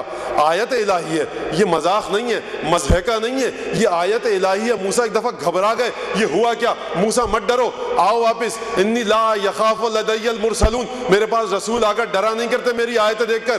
یہ دیکھو عصائے موسیٰ ہے، اژدہا بن جائے گا۔ اچھا، ادخل یدک فی جیبک، اپنے ہاتھ کو گریبان میں ڈالو، تخرج بیضاء من غیر سوء، اب دوبارہ نکالو۔ موسیٰ نے دیکھا ہاتھ سفید ہو چکا ہے، نورانی ہو چکا ہے۔ موسیٰ گھبرانا مت، یہ کوئی بیماری نہیں ہوئی ہے، یہ ہم نے 2 معجزے دیے ہیں، فضان کے برہانان، یہ ہمارے 2 معجزے ہیں۔ بھائی عیسیٰ کو ایک آیت دی، جب عیسیٰ کو ایک آیت دی، عیسیٰ نے اس آیت کو استعمال کرنا شروع کیا، کئی آیتیں اس ایک آیت سے نکل کے آئیں۔ ہوا یا نہیں ہوا؟ ہوا نا، یہ ہوا۔ اچھا، موسیٰ کو کہا موسیٰ فضانے کے برہانان، یہ ہماری 2 دلیلیں ہیں جو ہم نے تمہیں دی، جاؤ موسیٰ کے پاس۔ موسیٰ کے پاس گئے، مقابلہ ہوا۔ جب مقابلہ ہوا، انہوں نے اپنی رسیاں پھینکی، سانپ بن گئے۔ موسیٰ نے اپنا عصا پھینکا، وہ عصا اژدہا بن گیا۔ تلقفوا ما یأفکون، وہ جادوگر جو رسیاں پھینک رہے تھے، وہ جو سلسلہ چل رہا تھا شعبدہ بازی کا، جادوگری کا، وہ پھینکتے جا رہے تھے، اور موسیٰ کا جو عصا اژدہا بن چکا تھا وہ نگلے جا رہا تھا۔ ایک آیت یہ۔ اچھا، یہ عصا کیا کر رہا ہے؟ یہ عصا نگل رہا ہے سانپوں کو۔ اب یہ عصا کیا کر رہا ہے؟ وَإِذِ اسْتَسْقَىٰ مُوسَىٰ قَوْمَهُ، کہ جب موسیٰ کی قوم نے موسیٰ سے پانی مانگا، فَقُلْ نَضْرِب بِعَصَاكَ الْحَجَرَ، موسیٰ نے کہا پروردگار مجھ سے پانی مانگ رہے ہیں، صحرائے پانی نہیں ہے، کیا کروں؟ ہم نے کہا، خدا فرما رہا ہے، فَقُلْ نَضْرِب بِعَصَاكَ الْحَجَرَ، ہم نے موسیٰ سے کہا کہ موسیٰ اپنی لاٹھی لو، پتھر پر مارو۔ پروردگار ہاتھوں کو جوڑ کر تیری بارگاہ میں ایک سوال کرتا ہوں، یہ ہے کیا؟ یہ ایڈجسٹیبل رینچ ہے، کوئی پانا ہے، یہ ہے کیا؟ وہاں سانپوں کو نگل رہا ہے، یہاں کہہ رہا ہے کہ اسی لاٹھی کو پتھر پر مارو۔ وہاں نگل رہا تھا، کہا کہ دیکھو وہاں نگل رہا تھا، یہاں اب جب موسیٰ عصا کو پتھر پر ماریں گے تو یہ پتھر کو نگلے گا نہیں، یہاں سے پانی نکلے گا۔ کل اناس مشربہم، ہم نے کہا کہ دیکھو تم سب نے پانی پی لیا، دریائے نیل کے کنارے پہنچے، دریائے نیل کے کنارے پہنچے۔ موسیٰ انا لمدرکون، یہ فرعون کا لشکر آ گیا پکڑنے میں، کیا کر رہے ہو بھائی، کچھ کرو۔ موسیٰ نے ہم سے کہا، ہم نے موسیٰ پہ وحی کی، ہم نے کیا کہا؟ اضرب بعصاک البحر، موسیٰ یہی لاٹھی جو فرعون کے دربار میں پھینکی تھی جس نے سانپ نکلے تھے، یہی لاٹھی جو تم بعد میں مارو گے پتھر پر پانی نکلے گا۔ دیکھیے توجہ کیجئے گا، وہی لاٹھی جو پتھر پر پڑے تو پانی نکلے، یہی لاٹھی دریا پر پڑے تو دریا پھٹ جائے۔ فانفلق فکان کل فرق کالطود العظیم، جب موسیٰ نے اس لاٹھی کو دریا پر مارا تو یہ دریا بیچ میں سے شق ہو گیا اور اس کے بعد راستے بن گئے۔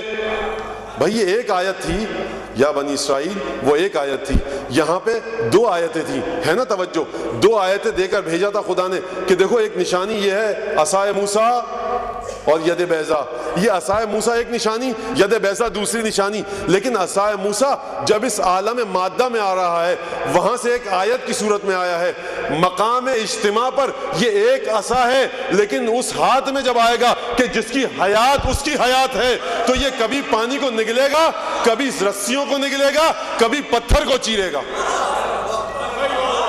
سارا مسئلہ کیا ہے؟ مسئلہ سارا یہ ہے کہ عیسیٰ کلمہ الہی ہے، عیسیٰ کلمہ الہی ہیں۔ القاہا الی مریم وروح منہ، مریم کی جانب ہم نے بھیجا اپنے کلمے کو، اپنی روح کو، تو اس کے بعد عیسیٰ متولد ہوئے۔ یہ کلمہ الہی ہے، یہ آیت الہی ہے۔ تو عزیزان گرامی، کس وجہ سے یہ آیت الہی ہے؟ کیا وہ لاٹھی موسیٰ کی میرے ہاتھ میں آئے گی تو یہی کام کرے گی؟ کیا ید بیضا مجھے مل سکتا ہے؟ کیا میں مردے کو زندہ کر سکتا ہوں؟ نہیں۔ آپ کہیں گے مولانا اس کے لیے شرط یہ ہے کہ آپ کی حیات مرحلہ حیات عیسوی پر ہو، آپ کی حیات مرحلہ حیات موسوی پر ہو، جب جا کر آپ کا ہاتھ ید بیضا بنے گا، جب جا کر آپ لاٹھی کو پھینکیں گے تو وہ کام کرے گی، جب جا کر آپ مردوں کو زندہ کریں گے۔ تو سمجھ میں آ گئی کہ دیکھیے حیات کو اس ارتقاء تک پہنچنا ہے، حیات کو اس مرحلے تک پہنچنا ہے۔ جب وہ حیات اس مرحلے تک پہنچ جائے گی تو تمام کے تمام وہ کام انجام دے گی، تمام کے تمام کام انجام دے گی۔ تو دیکھیے کلمہ الہی ہے، یہ حیات موسوی ہے، یہ حیات عیسوی ہے۔ دیکھیے ایک رسول خدا کی حیات ہے، یقیناً مرتبہ معرفت موسیٰ کہیں ادنا ہے مرتبہ معرفت محمدی سے، مرتبہ معرفت عیسیٰ کہیں ادنا ہے مرتبہ معرفت محمدی سے۔ بات ساری معرفت کی ہے، مرحلہ حیات کی ہے، لیکن اگر کوئی ہستی اس مرحلے پر پہنچ جائے کہ جس کے بارے میں سرکار ختمی مرتبت کہیں کہ اے علی جو میں دیکھتا ہوں وہی تو دیکھتا ہے اور جو میں سنتا ہوں وہی تو سنتا ہے، تو سوچئے ذرا اس ہستی کی حیات کس مرحلے پر ہوگی۔ عیسیٰ ایک آیت لے کر آئے تھے، مردے کو زندہ بھی کر رہے ہیں، مبروس کو شفا بھی دے رہے ہیں، رزق بھی عطا کر رہے ہیں، تمام کام کر رہے ہیں۔ موسیٰ کا ید بیضا بھی ہے، عصائے موسیٰ بھی ہے۔ سوچئے کہ وہ علی ابن ابی طالب کہ جس کا مرحلہ حیات، جس کا علم، جس کی معرفت مرحلہ حیات محمدی پر ہے، تو اس کی ذات کتنی بڑی آیت ہوگی۔ المومنین نے بڑی عجیب بات ہے، واللہ ما عند اللہ اکبر آیت منی ولا اعظم خبر منی، مولا کے جملے ہیں، مولا کائنات کے، خدا کی قسم خدا کی بارگاہ میں۔ بھائی اس سے پہلے کہ میں جملہ کہوں، آپ کو یاد ہے نا حضرت عیسیٰ کا سلسلہ کہ ایک آیت لے کر آئے تھے، موسیٰ کے پاس دو آیتیں تھیں، یہ ذہن میں رکھیے گا۔ مولا کائنات نے فرمایا خدا کی قسم خدا کی بارگاہ میں نہ مجھ سے بڑی کوئی خبر ہے نہ مجھ سے بڑی کوئی آیت ہے۔ یہ حیات امیر المومنین ہے، اسی لیے فرمایا امیر المومنین نے، دیکھو عیسیٰ خدا کا کلمہ تھا، عیسیٰ خدا کا کلمہ تھا، یہ معجزات دکھائے۔ دیکھو عیسیٰ جب خدا کا کلمہ بن کے آیا تو اس کی حیات اتنی عظیم کہ موت کے فرشتے کے مقابلے میں آ کر عیسیٰ ڈٹ جائیں۔ ہے بات یا نہیں ہے؟ یہ بات ہے یا نہیں ہے؟ ایک صلوات بھیجیں محمد آل محمد. عجیب انداز سے کہ دیکھو لو کان البحر مدادا لکلمات ربی لنفد البحر قبل ان تنفد کلمات ربی. دیکھو اے میرے حبیب، اے محمد مصطفیٰ، تیرے پروردگار کے کلمات اتنے زیادہ ہیں. لو کان البحر مدادا، اگر یہ تمام کے تمام سمندر مداد روشنائی بن جاتے، جوہر بن جاتے، انک بن جاتے، سیاہی بن جائیں، تو اے میرے حبیب تیرے پروردگار کے کلمات اتنے زیادہ ہیں کہ یہ تمام سمندروں کی سیاہی ختم ہو جائے گی، تیرے پروردگار کے کلمات ختم نہیں ہوں گے. تو یہ کلمات الہی کی شان یہ ہے، کلمات الہی کی عظمت یہ ہے کہ کبھی ختم نہیں ہوں گے. اب جب یہ آیت سمجھ لی، عیسیٰ کی آیتیں سمجھ لی، دو برہان، دو دلیلیں، دو آیتیں موسیٰ کی سمجھ لی، تب یہ حدیث سمجھ میں آئے گی کہ فرمایا سرکار ختمی مرتبت محمد ابن عبداللہ سے لو کان البحر مدادا والشجر اقلام والجن حساب. دیکھیے توجہ کیجئے گا، حدیث فرما رہے ہیں سرکار ختمی مرتبت کہ اگر جن حساب کرنے بیٹھ جائیں، تمام کے تمام درخت قلم بن جائیں، تمام سمندر اور دریا روشنائی بن جائیں، اے علی تیرے فضائل کا شمار نہیں کر سکتے. دیکھیے حیات کے ارتقاء کی بات ہے.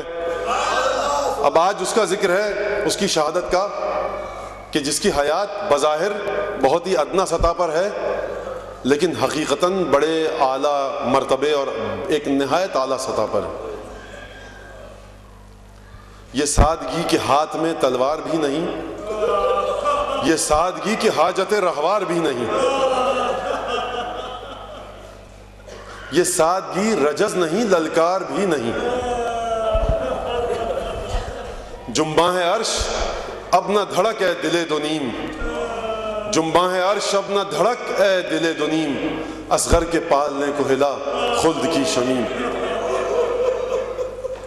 زلف حسین کھل کے بہے دجلہ نسیم، درآ حجاب قدس میں اے بندہ عظیم، پیرے ہیں یہ لہو میں انہیں سرخ رو کرو، زہرا کے آنسوؤں سے فرشتوں وضو کرو. روایت ہے چھٹے امام سے پوچھا گیا کہ مولا حاجت درپیش ہوتی ہے کیا کریں؟ روایت ہے کہا کہ 2 رکعت نماز پڑھو اور 100 دفعہ یہ کہو اللہم انی انشدک بدم المظلوم، خدایا میں تجھے قسم دیتا ہوں مظلوم کے خون کی. کہا کہ مولا یہ مظلوم کون ہے، کس کا خون ہے؟ کہا یہ حسین کا وہ 6 مہینے کا بچہ.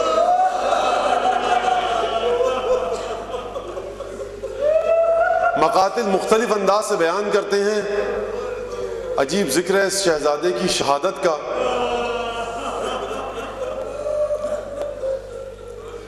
شہداء میں سب سے آخر میں یہ بچہ شہید ہوا. یہ اس وقت بچہ شہید ہوا کہ جب سید الشہداء تمام تبرکات زیب تن کر کے مقتل کی جانب جانے والے تھے کہ ایک دفعہ یہ بچہ سید الشہداء کی آغوش میں آیا.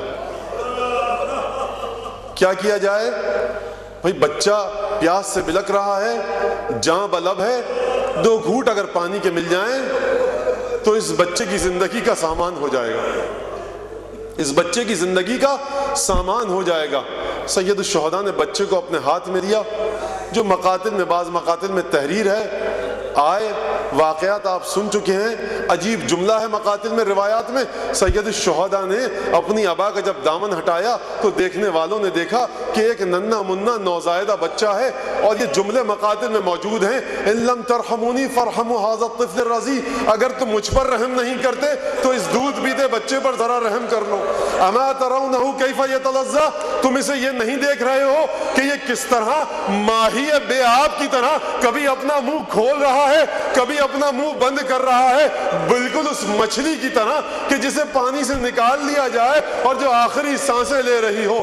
بس عزیزان گرامی، ایک دفعہ فوج اشقیاء نے جب یہ منظر دیکھا تو مجھے نہیں پتا کہ ہوا کیا، لیکن میں یہ جانتا ہوں کہ ایک عجیب کام ہوا. ہرملا کا تیر چلا اور تیر اڑتا ہوا آیا، اصغر کے گلے میں پیوست ہوا. عزیزان گرامی، یہ تیر صرف اصغر کے گلے میں پیوست نہیں ہوا، یہ ام رباب کے سینے میں جا کر لگا. یہ ام رباب کے سینے میں جا کر لگا اور مقتل کے الفاظ ہیں، عجیب انداز ہے۔ عزیزان گرامی، جو شہید بھی گھوڑے سے زمین پر گرتا تھا پکار کر کہتا تھا السلام علیکہ یا ابا عبداللہ، یہ اصغر بے زبان ہے، بول نہیں سکتے، کیا کرے؟ بس ایک دفعہ اصغر نے رخ کیا حسین کے چہرے کی جانب اور مسکرائے، یعنی مسکرا کر کہہ رہے ہیں کہ بابا میں نے بھی نصرت کا حق ادا کر دیا، بابا دیکھیے میں بھی شہید ہو گیا۔ مقتل کے الفاظ ہیں کہ جب اصغر کے گلے میں تیر پیوست ہوا تو بچہ باپ کے ہاتھوں پر ہمک کر رہ گیا، فانقلب الرضی، اور یہ تیر اصغر کے گلے کو چھیدتا ہوا حسین کے بازو میں پیوست ہوا۔ حسین نے وہ کام کیا جو کسی شہید کے ساتھ نہ کیا، بس ایک دفعہ اپنا چلو لائے اصغر کے گلے کے نیچے رکھا، بہتا ہوا خون صورت مبارک پر ملا اور یہ کہا کہ نانا رسول اللہ سے اسی طرح ملاقات کروں گا۔ اصغر کو آغوش میں اٹھا کر لائے، کس طرح سے جائیں؟ رحمت الہی کا پیکر ہے حسین ابن علی، ماں کو کس طرح سے دکھائیں بچہ؟ جناب شیخ محمد حسین اصفہانی عجیب بات لکھتے ہیں، کہتے ہیں کہ رباب کے ذہن میں یہ سوال آیا، رباب نے دیکھا دور سے کہ امام حسین سرکار سید الشہداء اصغر کو شاید پانی پلا کے لا رہے ہیں، اصغر کو لا رہے ہیں، شاید پانی پی لیا ہو، لیکن رباب کے ذہن میں ایک سوال آیا، بقول آیت اللہ اصفہانی کے سوال یہ تھا رباب کے ذہن میں کہ بڑھ کے آگے پوچھا زبان حال میں کہ مولا یہ سفید کرتا تھا، یہ کرتا کیوں لال ہو گیا ہے، یہ کرتا کیوں سرخ ہو گیا ہے؟ حسین جواب دے تو کیا جواب دے؟ بس ایک دفعہ حسین آگے بڑھے، گنج شہیدہ میں گئے، ننھی سی قبر کھود کے اصغر کو گاڑ کے، شبیر اٹھ کھڑے ہوئے دامن کو جھاڑ کے، میں ہاتھوں کو جوڑ کے پوچھوں گا مولا یہ دامن جھاڑنے کا سبب کیا تھا؟ کچھ عجب نہیں کہ حسین یہ جواب دے، دیکھو اکبر اور عباس کی جوانی لٹا دی، قاسم کا لڑکپن لٹا دیا، بھانجے خدا کی راہ میں دے دیے، یہ آخری اصغر بچا تھا یہ بھی لٹا دیا، اب حسین کے دامن میں کچھ نہیں بچا، بس رسول کی بیٹیوں کی اسیری ہے، وہ بھی شام۔ اعوذ باللہ من الشیطان الرجیم، بسم اللہ الرحمن الرحیم، الحمد للہ رب العالمین بارئ الخلائق اجمعین، والصلاة والسلام علی اشرف الانبیاء والمرسلین، حبیبنا وحبیب الہ العالمین بالقاسم المصطفى محمد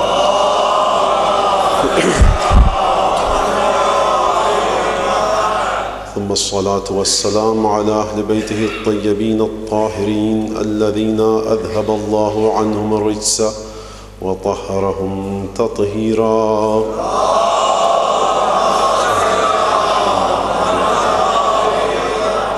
اللعنة الدائمة على أعدائهم أجمعين من الآن إلى قيام يوم الدين. أما بعد فقد قال الله تبارك وتعالى في قرآنه المجيد وفرقانه الحميد وقوله الحق وهو أصدق الصادقين. أعوذ بالله من الشيطان الرجيم. إنما أمره إذا أراد شيئا أن يقول له كن فيكون. فسبحان الذي بيده ملكوت كل شيء وإليه ترجعون. صدق الله العلي العظيم. صلى الله عليه وسلم.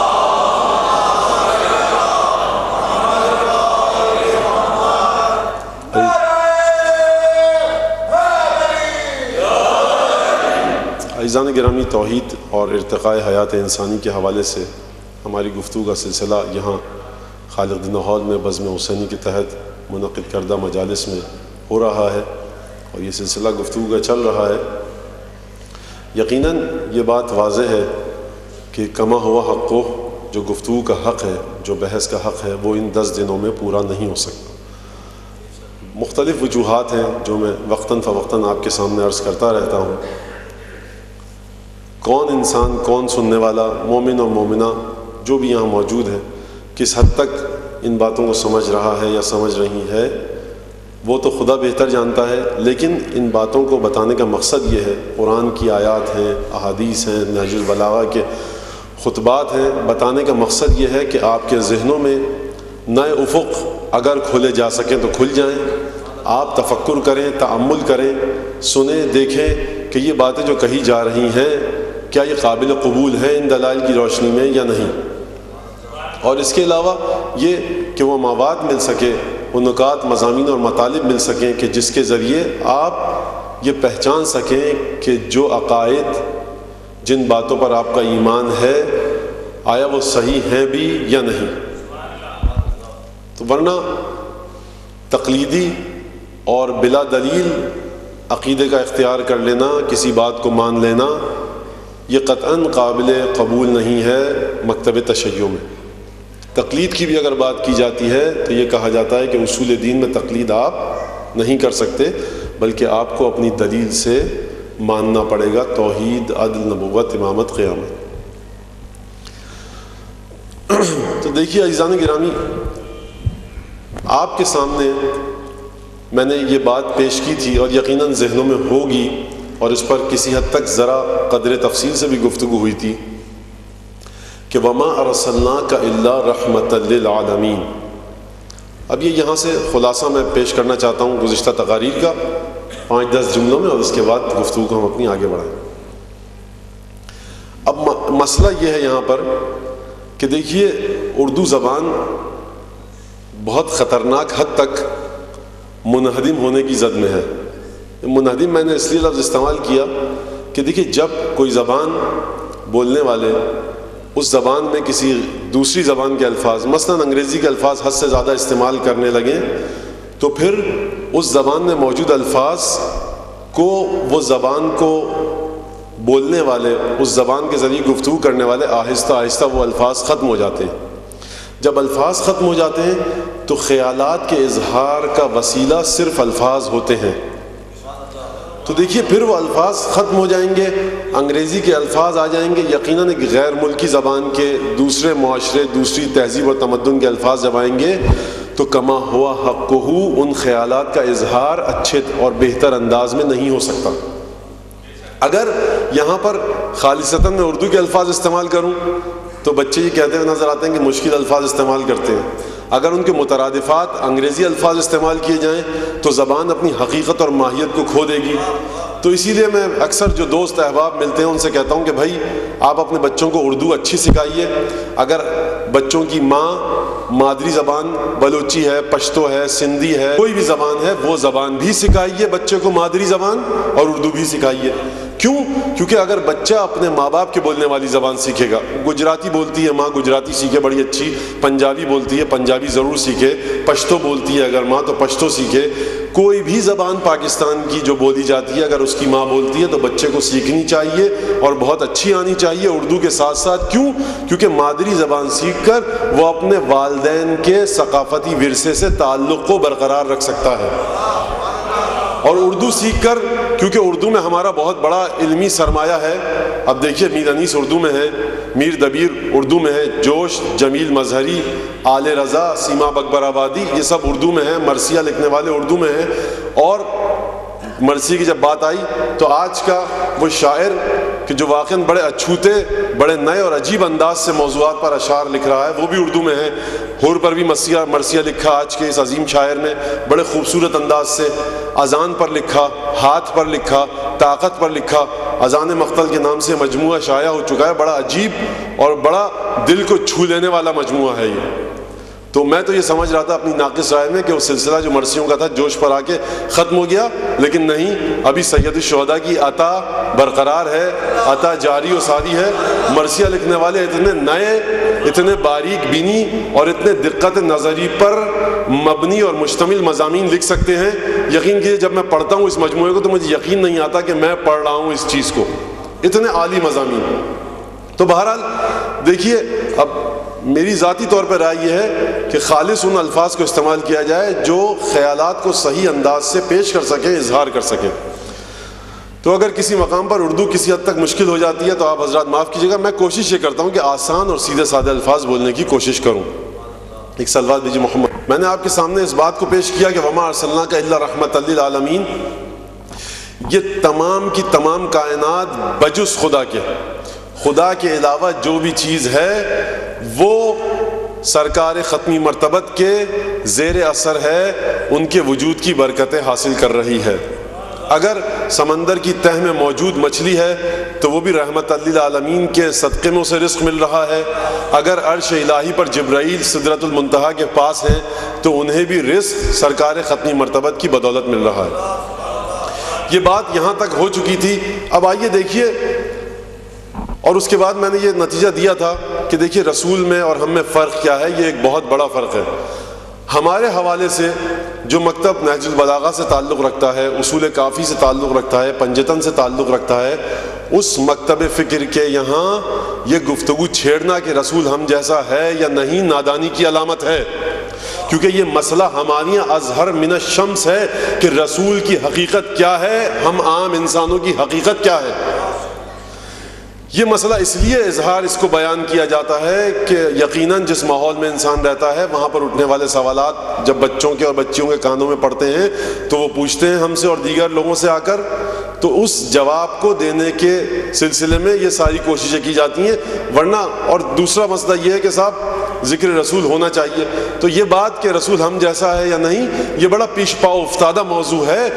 یہ ہر مسلمان کا عقیدہ ہے اور ہونا چاہیے کہ رسول ہم سے کہیں آگے ہے. تو تھوڑا سا اس گفتگو کو اور میں پھیلاؤں گا، اور آج قرآن کریم کے حوالے سے گفتگو ہوگی کہ قرآن کریم اور رسول خدا میں کیا مماثلت اور مشابہت ہے.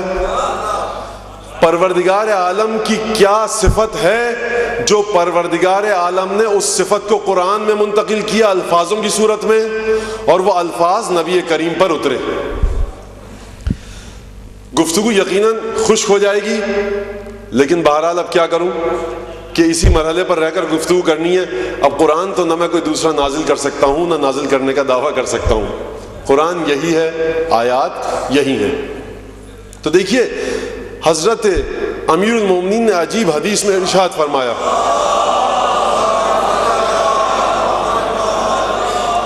لقد تجلی اللہ لخلقہ فی کلامہ ولکنہم لا یعلمون. خدا نے اپنی ذات کی جلوہ گری دکھلائی ہے اپنی کتاب قرآن مجید میں. خدا نے اپنی ذات کی تجلی، اپنی ذات کی جلوہ گری دکھلائی ہے قرآن کریم میں. وَلَكِنَّهُمْ لَا يَعْلَمُونَ، لیکن یہ لوگ نہیں سمجھ سکتے اس بات کو.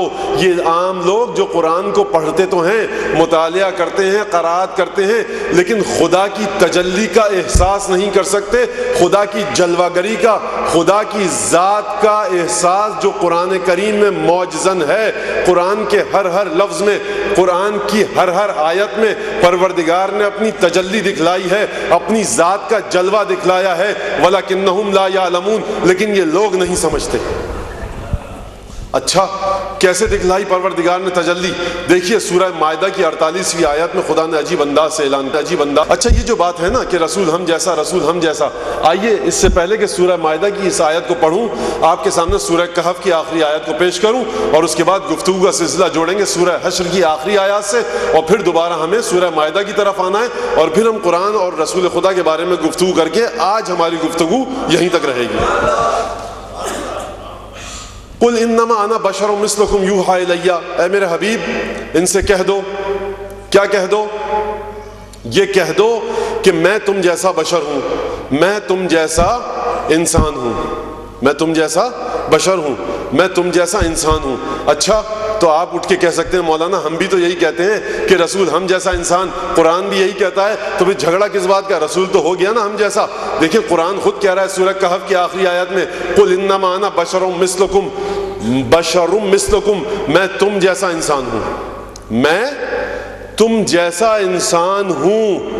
لیکن فرق کیا ہے؟ اگر آیت یہیں پر آ کر رک جاتی اور آیت یہیں پر آ کر ختم ہو جاتی تو ہم بھی اس عقیدے کو مان لیتے کہ رسول ہو بہو ہم جیسا. لیکن آیت نے ایک قدم اور آگے بڑھ کر ایک چیز کا اعلان کیا، ایک بات کا اعلان کیا کہ دیکھو ہوں تم جیسا انسان، یوحا الیہ، مجھ پر وحی آتی ہے. عفواً معذرتاً مولانا ما اقدر استطيع بالاردویہ بس لا يفهمون. تو دیکھیے عزیزان گرامی مسئلہ سارا یہ ہے، مسئلہ سارا یہ ہے کہ پروردگار نے رسول کی صفت کو بتلایا کہ دیکھو یہ رسول ہے کیا، درست ہے، صحیح ہے کہ یہ تم جیسا انسان ہے، انما انا بشر مثلکم، یہ تم جیسا انسان ہے، لیکن دیکھو یاد رکھنا کبھی انسان سمجھ کر دھوکہ نہ کھا جانا، یوحا الیہ، اس رسول پر وحی بھی ہوتی ہے۔ دیکھو مریم کے قصے کو جا کر پڑھو، ہم نے جبرائیل کو بھیجا، فتمثل لہا بشرا سویا ارسلنا الیہا روحنا، ہم نے اپنی روح کو بھیجا مریم کے پاس، ہم نے مریم کے پاس اپنی روح کو بھیجا، لیکن یہ روح جب مریم کے پاس آئی، فرشتہ آیا، ملک آیا، روح الامین کہیے، روح القدس کہیے، کون سا فرشتہ تھا، حقیقت کیا تھی، مجھے اس چکر میں نہیں پڑنا ابھی، میں تو صرف یہ کہنا چاہتا ہوں کہ قرآن میں سورہ مریم میں اعلان ہوا فتمثل لہا بشرا سویا، وہ جو ہم نے اپنی روح کو بھیجا تھا نا، وہ جو ہم نے اپنی روح کو مریم کے پاس بھیجا تھا، وہ مریم کے سامنے متمثل ہوا انسانی صورت میں۔ تو دیکھو یاد رکھنا کبھی ظاہری صورت دیکھ کر باطنی صورت کے بارے میں فیصلہ نہ کرنا کہ انما انا بشر مثلکم، تو دیکھو یہ ظاہری صورت ہے، حقیقت اور باطن یہ ہے کہ یوحا الیہ، وہی مجھ پر آتی ہے۔ فمن كان يرجو لقاء ربه فليعمل عملا صالحا ولا يشرك بعبادة ربه احدا، پس اب تم میں سے جو چاہے کہ اپنے رب سے ملاقات کرے تو دیکھو شرک نہ کرے اور عمل صالح کرے، عمل صالح کرے اور شرک نہ کرے۔ تو خبردار ظاہر کو دیکھ کر باطن کے بارے میں فیصلہ نہ کر لینا۔ میں نے پہلے اور دوسرے دن یہ عرض کیا تھا آپ کے سامنے کہ بھائی اسے تو غالب جیسا شاعر بھی سمجھ سکا کہ جو شاعر فلسفی انداز میں شعر کہہ کے چلا گیا ہے کواکب کچھ، اب میں پورا شعر نہیں پڑھوں گا۔ تو دیکھیے، اور ایک سیدھا سادہ ایسٹرونومی کا مسئلہ، علم حیات کا مسئلہ کہ واقعاً ہے کواکب کچھ۔ اب آپ اس سے کیا سمجھتے ہیں ستاروں سے مجھے نہیں پتا آپ کیا سمجھ رہے ہیں، کیونکہ آپ کی سمجھ کی ذمہ داری میں نے نہیں لی اور نہ مجھے لینی ہے، ورنہ ہو سکتا ہے میں بھی پکڑا جاؤں۔ تو دیکھیے ہیں کواکب کچھ، نظر آتے ہیں کچھ، یہ کواکب اتنے اتنے ننھے منھے ستارے نظر آتے ہیں، لیکن ہر ستارہ زمین سے لاکھوں کروڑوں گنا بڑا ہے۔ تو ہے کواکب کچھ، نظر آتے ہیں کچھ، ظاہری صورتحال دیکھ کر باطن کے بارے میں فیصلہ مت کیجیے گا، حقیقت باطنی کے بارے میں حتمی فیصلہ مت سنائیے گا۔ اس پر وحی آتی ہے، اچھا تو وحی آتی ہے تو کیا کہ ہو گیا صاحب، وحی آئی تو اس پر وحی آتی ہے تو وحی آئی تو کیا ہو گیا۔ سورہ حشر کی آخری آیتوں میں پروردگار نے ارشاد فرمایا، دیکھو یہ وحی اگر جب آتی ہے نا، اب دیکھیے یہاں پر اس بات کے بارے میں بھی میں بتا دوں کہ جب پہلی وحی آئی سرکار ختمی مرتبت پر،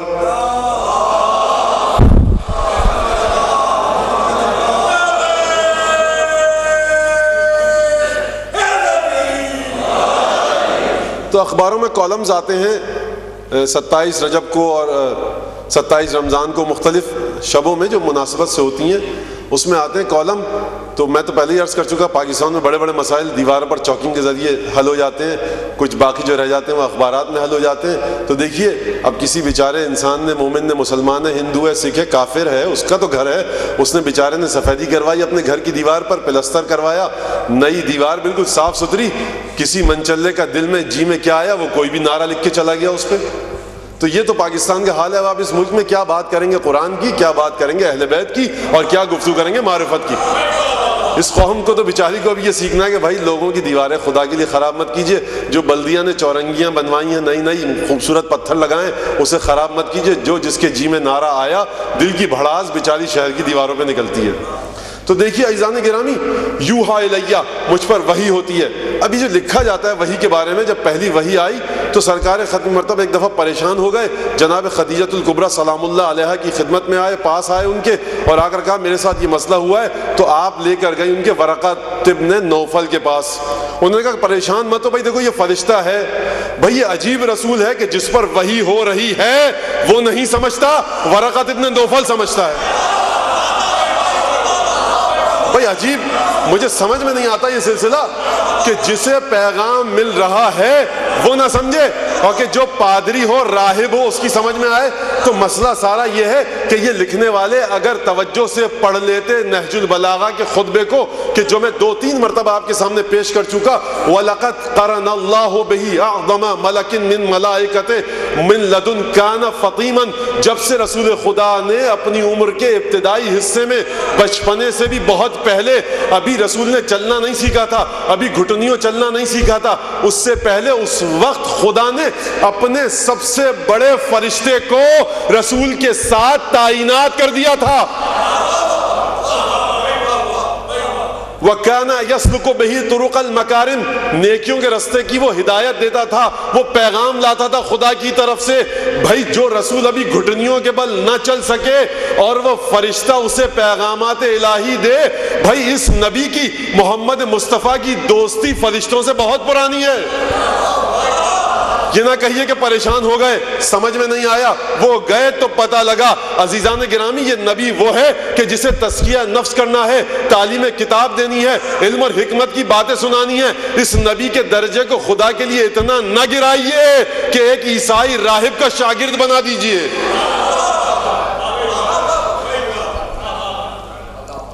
تو دیکھیے اب وحی آئی, سورہ حشر کی آخری آیات. کیا وحی آئی؟ وحی کی خصوصیت کیا ہے؟ فرمایا لو انزلنا هذا القرآن على جبل. یہ آیت آپ متعدد مرتبہ سن چکے ہیں, میں اس آیت پہ زیادہ رکوں گا نہیں, آپ کو آگے لے کے جاؤں گا. لو انزلنا هذا القرآن على جبل لرأيته خاشعا متصدعا من خشية الله وتلك الأمثال نضربها للناس لعلهم يتفكرون. هو الله الذي لا إله إلا هو عالم الغيب والشهادة هو الرحمن الرحيم. هو الله الذي لا إله إلا هو الملك القدوس السلام المؤمن المهيمن العزيز الجبار المتکبر سبحان اللہ عما یشرکون. آیت آپ نے سنی, مختصر ترجمہ پیش کر کے آگے بڑھوں. دیکھو لو انزلنا, اگر ہم نازل کرتے اس قرآن کو کسی پہاڑ پر, پہاڑوں ترجمہ نہیں ہے, قرآن میں لفظ آیا ہے, جبل کا مفرد آیا ہے, واحد آیا ہے, جمع نہیں آئی ہے. اگر ہم نازل کرتے اس قرآن کو کسی بھی پہاڑ پر, لرأيته خاشعا متصدعا من خشیت اللہ, تو تم خشیت خدا کی وجہ سے دیکھتے کہ وہ پہاڑ ٹکڑے ٹکڑے ہو جاتا. اب یہ قرآن کیا ہے بھائی؟ قرآن تو میرے گھر میں بھی ہے, آپ کے گھر میں بھی ہے, ہر مسلمان کے گھر میں ہے, میوزیمز میں رکھا ہوا ہے, عجائب گھروں میں رکھا ہوا ہے, مساجد میں ہے, امام بارگاہوں میں ہے, اسکول کالجز ہر جگہ ہے, ہر جگہ قرآن موجود ہے. چھوٹی سی میز پر, چھوٹی ننھی منی رحل پر, بڑی رحل پر, ہم نے تو آج تک نہیں دیکھا. خدا کہہ رہا ہے کہ پہاڑ پر نازل ہوتا تو پہاڑ ریزہ ریزہ ہو جاتا. بھائی ہمارے گھروں کی رحلیں صحیح و سالم, ہمارے گھروں کی میزیں صحیح و سالم. پروردگار تو کہہ رہا ہے کہ قرآن اگر کسی پہاڑ پر میں نازل کرتا تو پہاڑ ریزہ ریزہ ہو جاتا. یہ ہمارے گھر کی میزیں تک ریزہ ریزہ نہ ہوئی. رحل پہ رکھتے ہیں آپ قرآن کو, رحل کبھی ریزہ ریزہ نہیں ہوئی. تو یہ حقیقت کیا ہے؟ دیکھیے قرآن کے الفاظ ہیں اور ایک قرآن کی حقیقت ہے. یہ ہماری روایات میں ملتا ہے کہ جب قرآن نازل ہوتا تھا, جب وحی آتی تھی تو سرکار ختمی مرتبت کے چہرے کا رنگ تبدیل ہو جاتا تھا, پسینہ آ جاتا تھا. کیوں؟ کیونکہ عالم غیب سے خبر آنے والی ہے, عالم غیب سے فرشتہ آنے والا ہے. سرکار ختمی مرتبت اس کی تیاری میں مشغول ہیں. اب امور دنیا پہ کو انجام نہیں دے سکتے, اب پوری توجہ عالم قدس کی طرف ہے, عالم بالا کی طرف ہے, عالم غیب کی طرف ہے. اس کے حقائق کو جب دریافت کریں گے تو یہ رسول کی حالت میں ایک تغیر آ جاتا تھا, چہرے کا رنگ متغیر ہو جاتا تھا. آیت الہی کا نزول ہے. اچھا کسی بھی پہاڑ پر نازل کرتے وہ ریزہ ریزہ ہو جاتا. حقیقت قرآن کو اب دیکھیے آپ, یہ آیت, یہ بات آپ متعدد مرتبہ سن چکے ہیں, مجھے کہہ کر آگے بڑھنے دیجئے. قلب مصطفی کو دیکھیے, قلب مصطفیٰ کو دیکھیے کہ جو آیتوں کی, جن آیتوں کی حقیقت اگر کسی پہاڑ پر نازل ہوتی تو وہ پہاڑ ریزہ ریزہ ہو جاتے. اب توجہ کیجیے گا اس بات پہ, ایک شے کا لفظی وجود ہوتا ہے, ایک حقیقی وجود ہوتا ہے یا نہیں ہوتا ہے؟ میں آپ سے کہوں کہ صاحب 10 درجے منفی 10 درجے 10 ڈگری سینٹی گریڈ مائنس میں لے آؤں, آپ کہیں گے ٹھیک ہے, صحیح ہے, یہ لفظی وجود ہے. لیکن اگر واقعاً کراچی میں اس وقت منفی 10 درجے ہو جائے, زندگی معطل ہو کے رہ جائے گی. میں آپ سے کہوں آگ, آپ کہیں گے سن لیا مولانا آگ کیا مطلب ہے آگ, پھر آگے کہیے. میں کہوں نہیں بس آگ, کہیں گے میں سمجھیے آپ آگ کہنا چاہ رہے ہیں, آگ آتش, فائر. اچھا تو اس کا مطلب کیا ہے؟ اس کا مطلب یہ کہ بھئی آگ کا مطلب آگ ہے. اچھا آگ جلا کے دکھائی میں نے آپ کو؟ نہیں, وہ آگ کا حقیقی وجود ہے. اگر وہ آگ جس کا لفظ آپ نے استعمال کیا جس لفظ کو وہ یہاں پر آ جائے تو گرمی لگے گی، جو جتنا نزدیک ہوگا اسے اتنی گرمی لگے گی، جو بالکل نزدیک ہوگا اسے پسینہ بہے گا، جو بالکل آگ میں ہوگا وہ جل جائے گا۔ یہ حقیقت کی خصوصیت ہے اور یہ لفظ کی خصوصیت ہے۔ لفظ میں وہ خصوصیات کما ہوا حقہ نہیں ہو سکتی جو حقیقت میں ہو سکتی ہیں۔ تو پروردگار جو بات کر رہے ہیں نا، دیکھو ہم اس فرشتے کو جبرائیل کو اگر بھیجتے قرآن کی حقیقتوں کے ساتھ، قرآن کے ان لفظوں کا پڑھنا ثواب، قرآن کی تلاوت کرنا ثواب، قرآن کے الفاظ کو بغیر وضو کے ہاتھ لگانا حرام، لیکن یہ الفاظ ہیں، اس کے لیے ظاہری طہارت چاہیے۔ عالم غیب سے قرآن کی حقیقتیں وصول کرنے کے لیے کوئی اور مرتبہ حیات چاہیے۔ پر جب نازل ہوتی تھی تو سرکار کے چہرے کا رنگ متغیر ہو جاتا تھا، پسینہ نکلنے لگتا تھا، ایک عجیب حالت سرکار پر طاری ہو جاتی تھی۔ کیوں؟ کیونکہ سورہ ہجر میں فرمایا پروردگار عالم نے عجیب انداز سے، دیکھو وَإِن مِّن شَيْءٍ إِلَّا عِندَنَا خَزَائِنُهُ وَمَا نُنَزِّلُهُ إِلَّا بِقَدَرٍ مَّعْلُومٍ، کوئی چیز ایسی نہیں ہے جس کے خزانے عالم غیب میں ہمارے پاس نہ ہو، کوئی چیز ایسی نہیں ہے۔ اگر پانی ہے یہ عالم غیب سے ہم نے اسے نازل کیا ہے، اگر پتھر ہیں یہ عالم غیب سے آیا ہے، اگر درخت ہیں یہ عالم غیب سے آئے ہیں، اگر جانور اور حیوانات ہیں یہ عالم غیب سے آئے ہیں۔ دنیا میں کوئی چیز تم ایسی نہیں دیکھو گے جو عالم غیب سے نہ آئی ہو، عالم غیب سے آئی ہے۔ وَمَا نُنَزِّلُهُ إِلَّا بِقَدَرٍ مَّعْلُومٍ، ہم عالم غیب سے، لیکن مسئلہ یہ ہے ہم عالم غیب سے جب چیزوں کو بھیجتے ہیں تو کس انداز سے بھیجتے ہیں؟ ہم بھیجتے ہیں بِقَدَرٍ معلوم، ایک خاص مقدار کے ساتھ، ایک خاص کیفیت کے ساتھ۔ بہت تھکا رہا ہوں میں آج آپ کو، دیکھیے بارش آتی ہے، بارش آتی ہے نا، بارش آتی ہے، کس انداز سے آتی ہے؟ بقدر معلوم آتی ہے۔ کیا مطلب؟ قطروں کی صورت میں ٹپک ٹپک کے آتی ہے۔ اچھا خدا کی قدرت نہیں کہ بارش کو آبشار کی طرح برسا دے؟ بھائی بالکل خدا کی قدرت ہے، تو مقدار معلوم میں ایک مخصوص اور معین مقدار میں نازل کرتا ہے بارش کو قطروں کی صورت میں، تاکہ آپ کے لیے رحمت بنے۔ اگر آبشار کی صورت میں گرتی تو جہاں گرتی میں تباہی پھیلا دیتی۔ وَمَا نُنَزِّلُهُ إِلَّا بِقَدَرٍ معلوم، تو سمجھ میں آ گیا کہ ہر چیز خزانہ غیب میں ہے۔ سرکار محمد مصطفیٰ کی حقیقت عالم غیب میں، امیر المومنین کی حقیقت عالم غیب میں، قرآن کی حقیقت عالم غیب میں، آیات کی حقیقت عالم غیب میں، سیدہ نساء عالمین کی حقیقت عالم غیب میں، امام حسن امام حسین کی حقیقت عالم غیب میں، خدا کی ہر مخلوق کی حقیقت عالم غیب میں۔ وَمَا نُنَزِّلُهُ إِلَّا بِقَدَرٍ معلوم، لیکن ہم ہر چیز کو اس دنیا میں جب بھیجتے ہیں تو اس کی ایک مخصوص مقدار کے ساتھ بھیجتے ہیں، زیادہ نہیں بھیجتے، اس سے کم نہیں بھیجتے۔ اچھا سرکار محمد مصطفیٰ کی حقیقت کو اس انداز سے بھیجا گیا، حقیقت تو دیکھیے ہم ہر انداز سے بھیجتے ہیں۔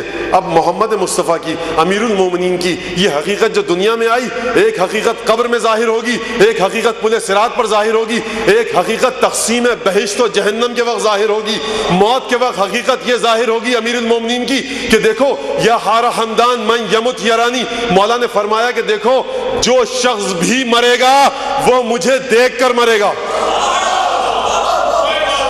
بھائی اس وقت جب امیر المومنین ظاہری حیات رکھتے تھے، ایک انداز سے خدا نے اپنی اس آیت کو بھیجا۔ میں نے کل دیکھیے، اب ہر وقت تو میں ہمیشہ تمام آیات اور احادیث دہرا نہیں سکتا، یاد ہے نا مولا کائنات نے فرمایا تھا کہ دیکھو ما عند اللہ اعظم خبر منی، خدا کی بارگاہ میں نہ مجھ سے بڑی کوئی خبر ہے نہ مجھ سے بڑی کوئی آیت ہے۔ تو بھائی ہر چیز خدا کی آیتیں عالم غیب میں ہیں۔ خدا اپنی آیتوں کو جب ظاہری صورت میں بھیجتا ہے، ایک خاص صورت میں بھیجتا ہے۔ تم نے علی ابن ابی طالب کو شہید کر دیا، تم نے ظلم بھی کیے، مختلف مشکلات اور مسائل کا سامنا کیا مولا کائنات نے، لیکن یہ علی ابن ابی طالب کے وجود کا تقاضا تھا کہ افق بشریت پر رہ کر اس زندگی کو گزارے۔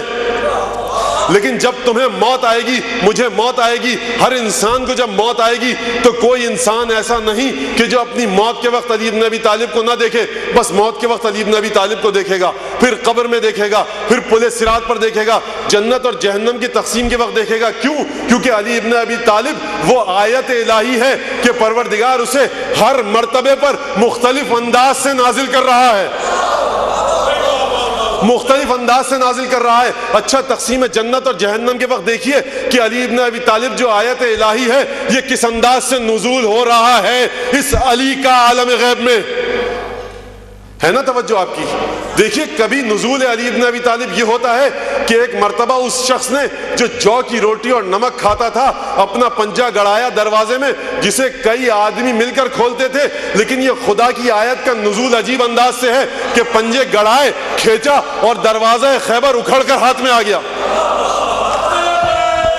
فخر الدین رازی نے اپنی تفسیر کبیر میں مفاتیح الغیب میں کہ دیکھیے یہ ہوا کیا، یہ علی ابن ابی طالب نے وہ دروازہ کیسے اکھیڑ ڈالا کہ جسے کئی آدمی مل کر ہلاتے تھے اور چلاتے تھے، تو خود کہا جناب فخر الدین رازی نے کہ جب علی نے ارادہ کیا، سنیے گا، جب علی نے ارادہ کیا، بھائی دیکھیے توجہ کیجئے گا، وَمَا نُنَزِّلُهُ إِلَّا بِقَدَرٍ مَعْلُوم، کوئی آیت ایسی ہوتی ہے کہ خدا ارادہ کرتا ہے نازل ہوتی ہے، اور کوئی حیات اس مرحلے پر ہوتی ہے، کوئی حیات اس مرحلے پر ہوتی ہے کہ جب جس چیز کا ارادہ کرے وہ طاقت اس کی ذات میں آ جاتی ہے، جس سطح پر آئے اپنے ارتقاء کو اس دنیا میں لوگوں کے سامنے پیش کر دیتی ہے۔